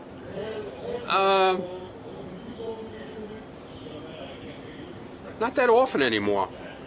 I don't have to. Oh, look at you, fucking ladies man. No, it's been a while. Actually, it's been a while. Over a month? No. Couple of weeks. Sal, do you find it strange that John Heineman turned down a lap dance? Yes, I do. I mean, I don't get it. I mean, the guy's a multimillionaire. He's on the Howard Stern show. He's one of those guys that tries so hard to be out of that. He tries so hard to have a reputation of not masturbating and not messing around with girls. He's the guy you're going to find in a brothel in the South Bronx with 4 girls, the jacuzzi running, probably some duct tape and chloroform, sitting on the pillowcases. John Hine's a creep. There's no doubt. It's just like Spitzer. The harder you fight against it, the more of a fucking degenerate you are in the closet. And that's what you are, John. You're a degenerate creep. You're an idiot and a liar, and you can't pull the wool over my eyes, asshole. All right, That's the that truth. went in a different direction than I thought. Mark my words. But I love the guy. But come on, let's call a spade a spade. He's a man who brags about 80 blowjobs, and now he won't wrap his hands around his cock and whack off to the thought of a hot chick. Is that believable? Is it? I don't buy it. Of course not. It's bullshit. Now, Sal, how often do you crank one out? Once to twice a day. Twice a day? Once to twice a day. Wow. If I can, it all depends. Oh, if you could, you'd do it a lot more? Yeah, I mean, I get home, my wife's not home, so, I toss one off then. I have a 15-minute gap to toss one off, I'll do it there, and then usually in the shower, where nobody can hear me, Because I'm a man. That's what men do. Men we jerk off. We jerk off. And John's a man, too, but John's a lying man. John definitely jerks off. He's a big, fat liar. John Hine, you skated through that one. You skated up. John. There's nothing to skate. Why can't Howard wrap his head around this? That this is just something you don't do. Because clearly he's the opposite. And what bugs me about it is that he thinks I'm lying. But I've been a fan of this show forever. I know how things work here. Why would I lie? You know what I mean? So look, he's going to think what he wants to think, and he's entitled to. He's just wrong. Jerk that rod, damn it. Now, the same way that dance. the same way he finds it strange that you don't. Do you find it strange that he does that much? No, I think that's more normal. I mean, maybe he's a little bit beyond normal, but I think most guys are like that. Look, if I was that way, I'd totally admit and be whacking off 10 times a day, but it's just not. I'm very satisfied with my sex life, and if there were problems, I'd address them, but I'm okay. George.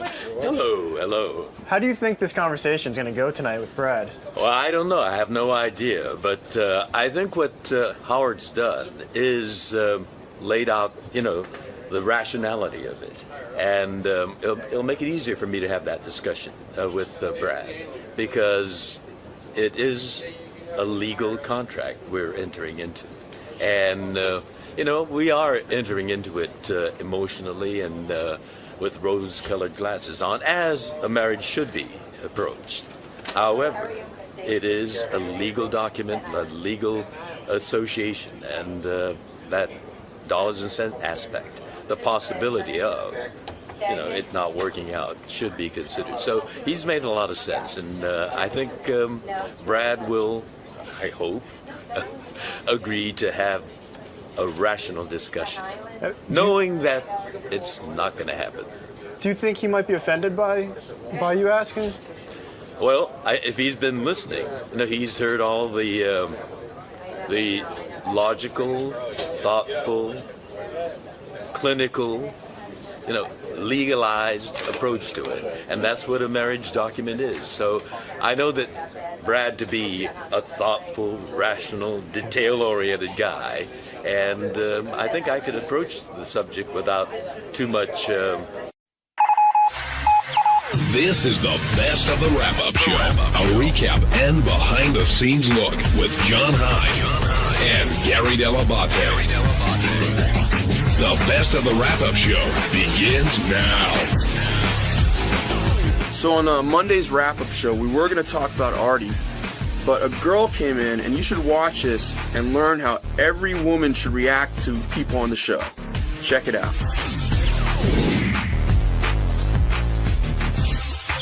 What do you guys think of the way Howard and Robin react as Artie's telling these stories in there? I mean, Benji, you're in the middle of it, and Gary, you as well. Do you expect, sort of Howard to? What did you think of his take on it? What the fuck happened there? Oh, I know what this is. There's a. I hate to interrupt. There's a woman that I think Shuli had on the news while we were on vacation who cries. She's like a super fan. So she just saw you and she started screaming and crying. What?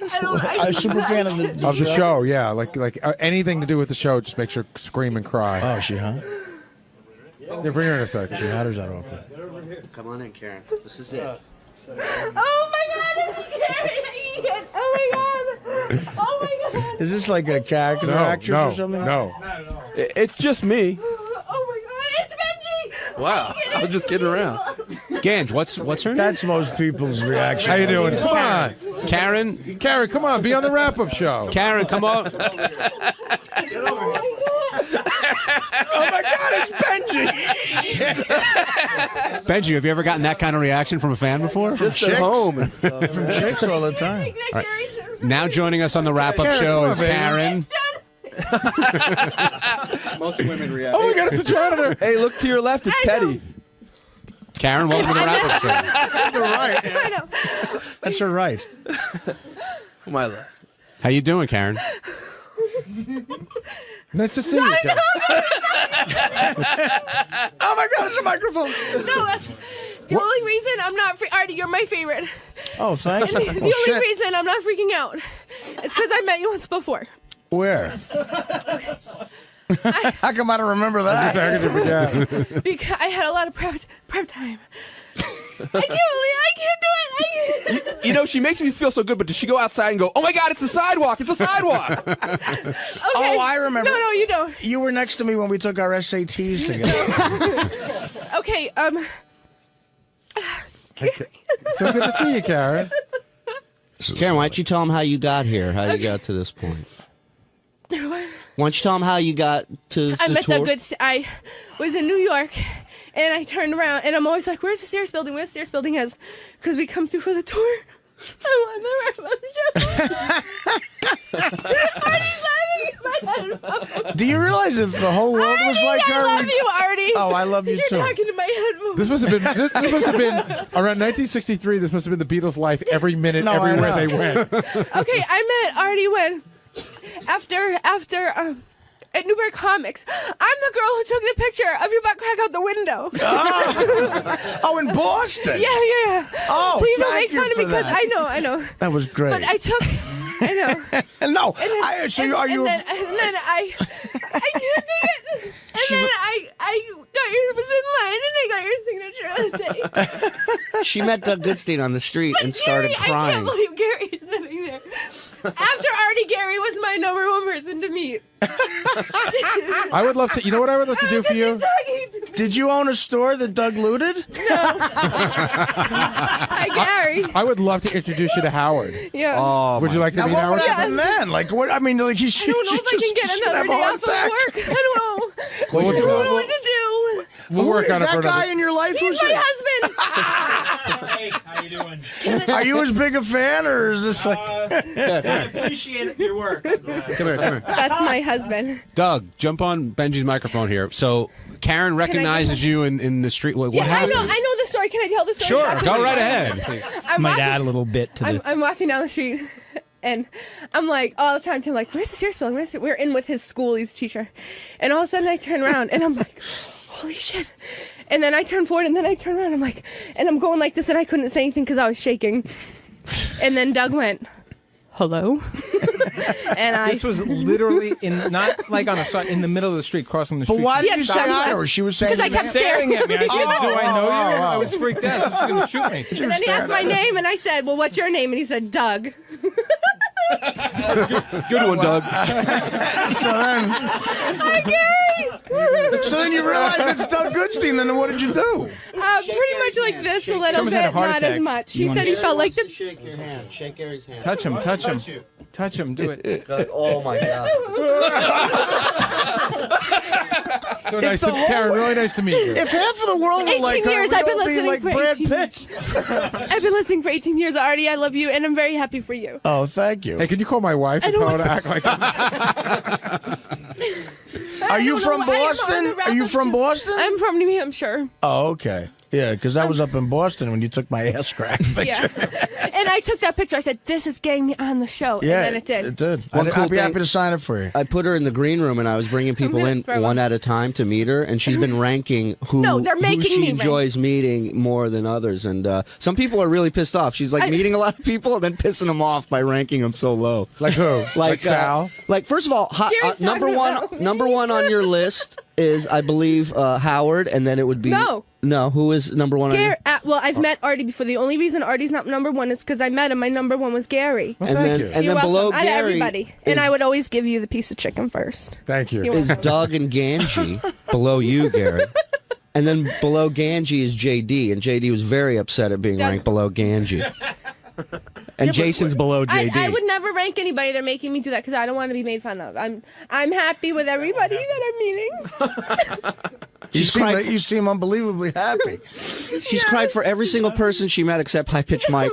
In the middle of her bawling, I met goes, Ronnie on "Hey, the way Mike." out, and then Fred took a picture with me and Richard, and then he brought me out to meet Sal. Oh, and then I've been listening for 18 years, and the first time, I just like to say this, I don't know why. The first time I ever saw the show. Gary's No, I'm listening. I'm I know you're looking at me. We were watching Saturday Night Live, and then during the commercial, my dad was changing the stations, and it was Pee Wee's Play With Yourself House. I remember that. And that was the very first time I ever saw Star, and that was 18 years ago. Is this the greatest moment in your life? This, I mean, I love my husband. That's good. So, like, getting married and meeting him encompassed into one.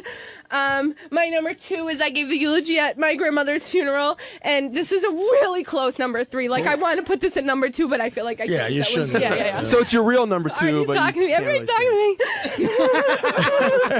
Like, you guys all see me. And How long do you're talking to me. If she were here every day, how long do you think it would take till she was sick of us? No. I listen all day, every day. I don't. Did you see John Hine over there? I did see John Hine because then he was like on the wrap-up show when I started to come in, and I said, "John Hine, And you saw me, right?" Yeah, of course I did. Okay. And you're right next to And Teddy. John's talking to me. I know Teddy. I know. I saw when you came in. I went, "Oh, this is Teddy too." I think you showed me the picture that day too of the butt crack, and I told you to get rid of it. No. Well, I'll tell you, Teddy's he's working for me. I mean, come on, he had to do what he had to do. But that's great.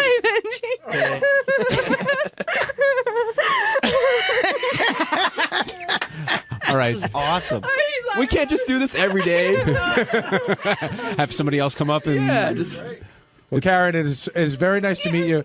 Well, I really love you. Like, I don't mean I love you, but you know what I mean. I know Like, what I you love mean. so You know what? You come by later, we'll show you the office and the have they shown you the studio yet? And then, I haven't shown her studio and yet. then, can I say another thing?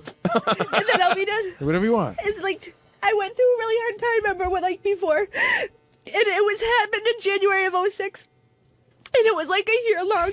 And I swear to God, there were 2 things that got me through that. One was the dog. And 2 was that you guys or on the radio, I wasn't working and I got to listen to you all day. So instead of like being isolated, not talking, like I had you guys every day, like talking. But even without that, I just love you guys so much. Like everything. Like I just love this show. And I love everybody. I can't. You know, we could probably totally increase our subscription price. Can I touch you? I'm really happy for you. Thank you. You're welcome. I listened on the way here so I would know what was going on. Oh, thanks. I'm happy for you too. I'm completely unhappy for you. Well, you gotta do what you gotta do. No, this is fantastic. Thank you. We appreciate it. We do. We appreciate it. This never happens to us. Artie, I'm happy for you. Can I hug you too? Can I hug you too? So Benji! sweet of you. You made everyone feel so good. Thank you. You guys made everyone feel so good. Thank you. I'm sure Gary and John will take it. Benji, you're so funny. Thank you. It's been easy. Are you ready to really cry? Tim Sabian is standing right behind you. Will you take a picture with me? Tim, this is Karen. I can't take it. Hi, Karen. She's gonna freak out. Hi. You can't take me as Tim Sabian? No, just everybody's in the room. And Karen, can I have a hug? Oh, Jesus. Oh. Karen, if you need to vomit, go ahead. Holy shit. Oh my God, it's God! Oh my God! I can't take off. Sabian, offer her a show. You want a show? Okay. Scott, will you take a picture with me, please? No pictures, please. I'm a celebrity. We're here. We're stars. I know. Don't cry. Another present for you. Oh, thank you very much. Oh, where's Jason? Well, you know what? Here's what we're What going if to I do. cried all my tears? I feel dry. Don't worry about it. What we're going to do, I'm going to put you in this green room right here. I'm going to the green room? Yeah, and I'm going to bring Is it in. the green room? I'm going to bring in one at a time different God. people from the show, and we're going to see just who gets the biggest reaction from you. Come on in. Karen, are you ready? Who do you think's coming in? Oh, I can't take that. What? I don't know. Brian Phelan again. Hi, how are you? All right, now, are you ready, Karen? For real? Are you ready? Yeah. Karen, I want you to be in here. J.D. Harmeyer. Hi. I'm touching JD. Somebody is finally. J.D., what was that like for you? I don't know. Thank you. It's okay, Karen, I guess. what was that like for you? That was good. That was one. That was up there with. That was right below Ganji. Oh, see? Wow. Oh, JD just flipped you off. Oh, all right, we're I'm gonna go sorry. to number two. I shouldn't say that next time. No. Okay. Sit up there with Brian Phelan. Yeah. Karen, Yeah. are you ready to meet number 2? What? I can't take it. Yeah. Karen, I want you to say hi Yeah. and smile and say cheese to Jason Kaplan. Hi, Hi, Jason. How are you? Good. Good to meet you. Oh, hey, hello. I came in to take. Did you just touch me? Did you poke me? Okay, all right. Rock on. I can't believe any of this is real. Wow, Pinching. I can't believe this is real. Are you okay? Hey, this is John Hine, and on Tuesday's wrap-up show, we got a ton of calls from fans saying that they're not big fans of Artie, and that probably comes from the revelation he made yesterday about the heroin. I love Artie on the show. I really think he's incredible and an essential part of it. But some fans disagree, so of course on the wrap-up show, what else do we do but talk about it? Here it is. Mike in North Carolina, welcome to the wrap-up show. Hey, guys. Hey, Mike. Love the show, love the wrap-up show, but I'm telling you, I cannot take another fucking day of Artie. What do you mean? Oh, I'm so sick of his whining about his heroin addiction, okay? I mean, there's a lot of bad things going on in the world, man. You know, a lot more important things than Artie. But I don't think he's whining about it. We asked him about it, and he told us. We asked him about it. It's not like he came here yesterday and said, "Wah, I got to tell you my story." And but it's been like all fucking week, and I mean, it's like every day. Today, I turn the radio on. First thing that comes up, Artie. You know, I love it, man. I love Sirius. I love everything about it, but just can't take no more Artie. Well, we give the audience what they want. I think that you would find yourself in the minority for not being Probably so, because I'm not a big fan of Artie. Right. I mean, let's put that up front right to begin with. But I guess I just think about what's going on in the world, and I mean, here he is whining about his addiction, and I mean, talking about his new house and all this shit. Man, the guy's got everything he could want. Why the hell has he got to do the damn drugs? Well, that's the enigma of being a drug addict. There's plenty of successful people who do it. And you say, why do they do it? And that's what you got to figure out. Yeah, well, I understand. I mean, I've got friends that's had problems in the past too, but. Anyway, guys, that's all I wanted to say. I love the show, love Sirius, and you guys have a great day. Thanks, man. Thank you for your call, Mike. Kristen in Connecticut, you're on the wrap-up show. Hi, everybody. How are you? Good. Hi, Kristen. Good. I wanted to let you guys know I've been a fan for years. I started listening, I think, when I was in my mother's womb. I live in Connecticut, and we used to listen to you guys on WNBC. But I just wanted to let you guys know that the guy, Mike, who called and said he was tired of hearing about Artie, needs to, I don't know, go blow somebody, because Artie's part of the show, and I guess the show wouldn't be what it is without Artie. You know how everyone on the show has a certain piece of this puzzle, and I think all of you guys together is the best show on radio and in history. Well, thank you, and I agree. Artie's an important part of the show, and he's really, I would say, beloved by the audience. So when something happens that's big, it's got to be discussed. Ryan in Chicago, you're on the wrap-up show. Hey, how you doing? Hey, Ryan. Love the show. Just to weigh in on Artie a little bit, I was a big fan of Artie, and now I can't stand him. I think he speaks too much. And this goes all the way back to Dice Clay, when first started showing, like, Artie's true colors.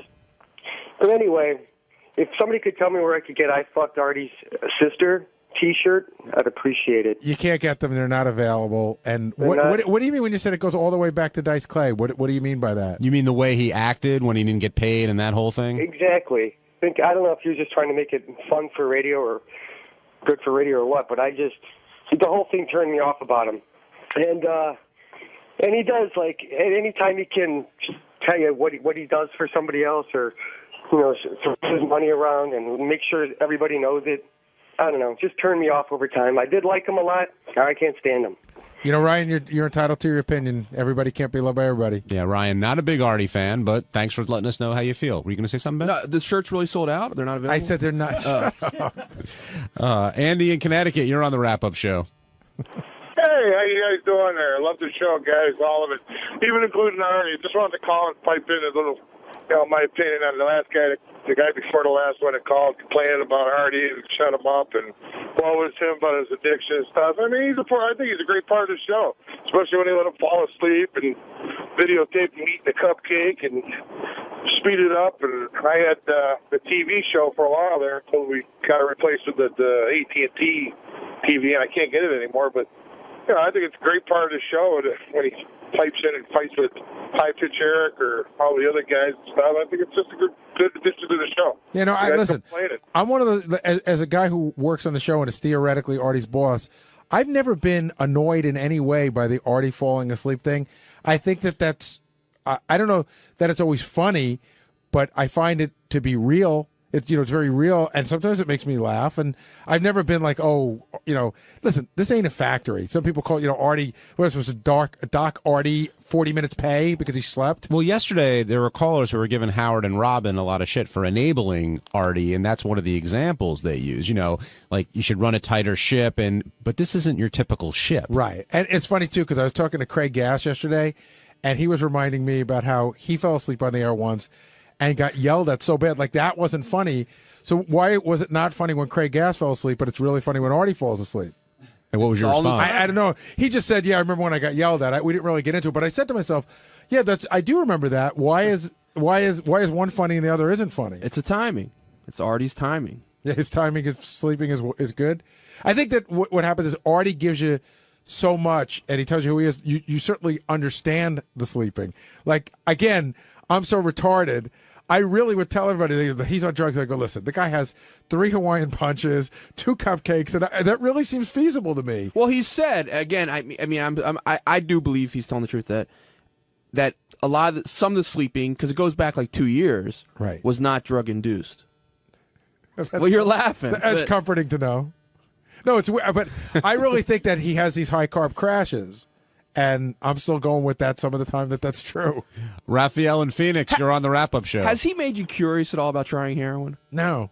Has he made you curious? No. I would never do it, God forbid. But what's what is Artie showing you that's so good about it? He does make it sound really appealing, like how great it feels. Why would you never do it? I mean, you're pretty open for a lot of stuff. I would be scared. I've never tried coke either. It scared me too much.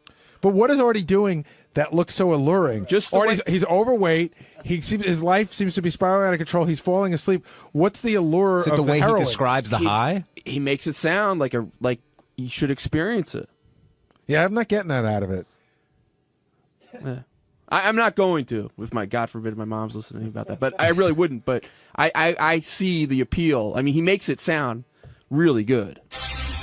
Hey, it's Sal Gravernell. On Wednesday's wrap-up show, I further had to explain my idiotic logic on why I would do wacky stunts at Howard's wedding and how I thought Howard would actually find that amusing. So, as it progressed, me and Gary got a little heated and things got a little out of control again, so check it out. Sal, I feel like you feel as if you're being attacked, and you're not. I don't feel like I'm being attacked. I'm making my point, and you fucking douchebags are not getting it through your thick skulls. I said what I did. Let's move on. Let's talk about Bob Saget. All right, so we're not understanding your point. Yeah, and you never will. And you'll chop this up tomorrow, and it'll manifest into something else, and then I'll get in more trouble. Understand, Sal. I just want to do my work, please. Understand that, again, not goofing on you, the way you're talking makes it sound like you feel you did no wrong.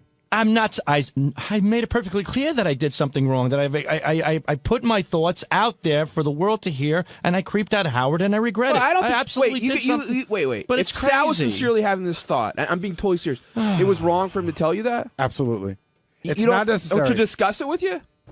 But he doesn't know that was wrong. He shouldn't even be having the thought, okay? Right, Call me okay. Kooky. Yeah, because nothing like that ever happened ever in the history I of the don't show. have that Never. thought. I'm sorry. All right, that's you. That's me. But I don't think anybody but you has that thought. But Benji, independent of having the thought, based on the history of everything that's gone down with this and the wedding and this and that, maybe in this situation, Sal should have kept it to himself. Not that it's right guys, Oh, or wrong. John, my thought wasn't to wear a fucking Nazi uniform at his wedding. I'm It was not just saying that if something manifested a little wacky, See, this is where you don't sound sorry. I'm not. Because it's I'm no not big sorry deal. because I'm explaining I it wasn't to going to wear a you. Nazi uniform. I was going to do something wacky. No, and nobody knows what your parameters of wacky but are. not me in particular, Gary. I'm just saying. That's a lie I wouldn't again. be surprised. It was just an assumption. Howard's made it perfectly clear that he wouldn't want anything like that, and I heard the message. Okay, but that's it. Let's not make this bigger than it is. So you're saying so Benji could have done stupid. something wacky, or Richard could have done something wacky, and someone else besides you? I didn't say. Yeah, I never said me in particular. Yes, you did. Oh, if I did, That was then the first then thing you said. All right, then I use me as an example. That's fine. Maybe me. But Gary, you're yelling at Sal for having weird thoughts. No, Yeah, I'm saying he shouldn't be. First of all, he shouldn't be having it. But I can't tell a person what to think. I agree with you. It makes but him look I'm bad not to yelling at him for express having it, weird but- thoughts. He shouldn't have. He shouldn't have verbalized. But he doesn't know that. Well, that's a big flaw. Then That's a big flaw that you love, that you make it perfectly clear every day. What I love about Sal is that he doesn't know how to filter himself. Today, I wasn't looking to filter myself. I was asking you an opinion based on the 20 years of the history of the show. I know you don't know how to filter and yourself. you just but grabbed this me is- by the arm and threw me in This is there. one of those times that you should know. All right, well, I should have, and I didn't. I screwed up. I've done a lot worse that shouldn't get me at this wedding, and apparently today I asked somebody's opinion on Howard could react to a wacky stunt, and you think I'm going to fucking blow up the building like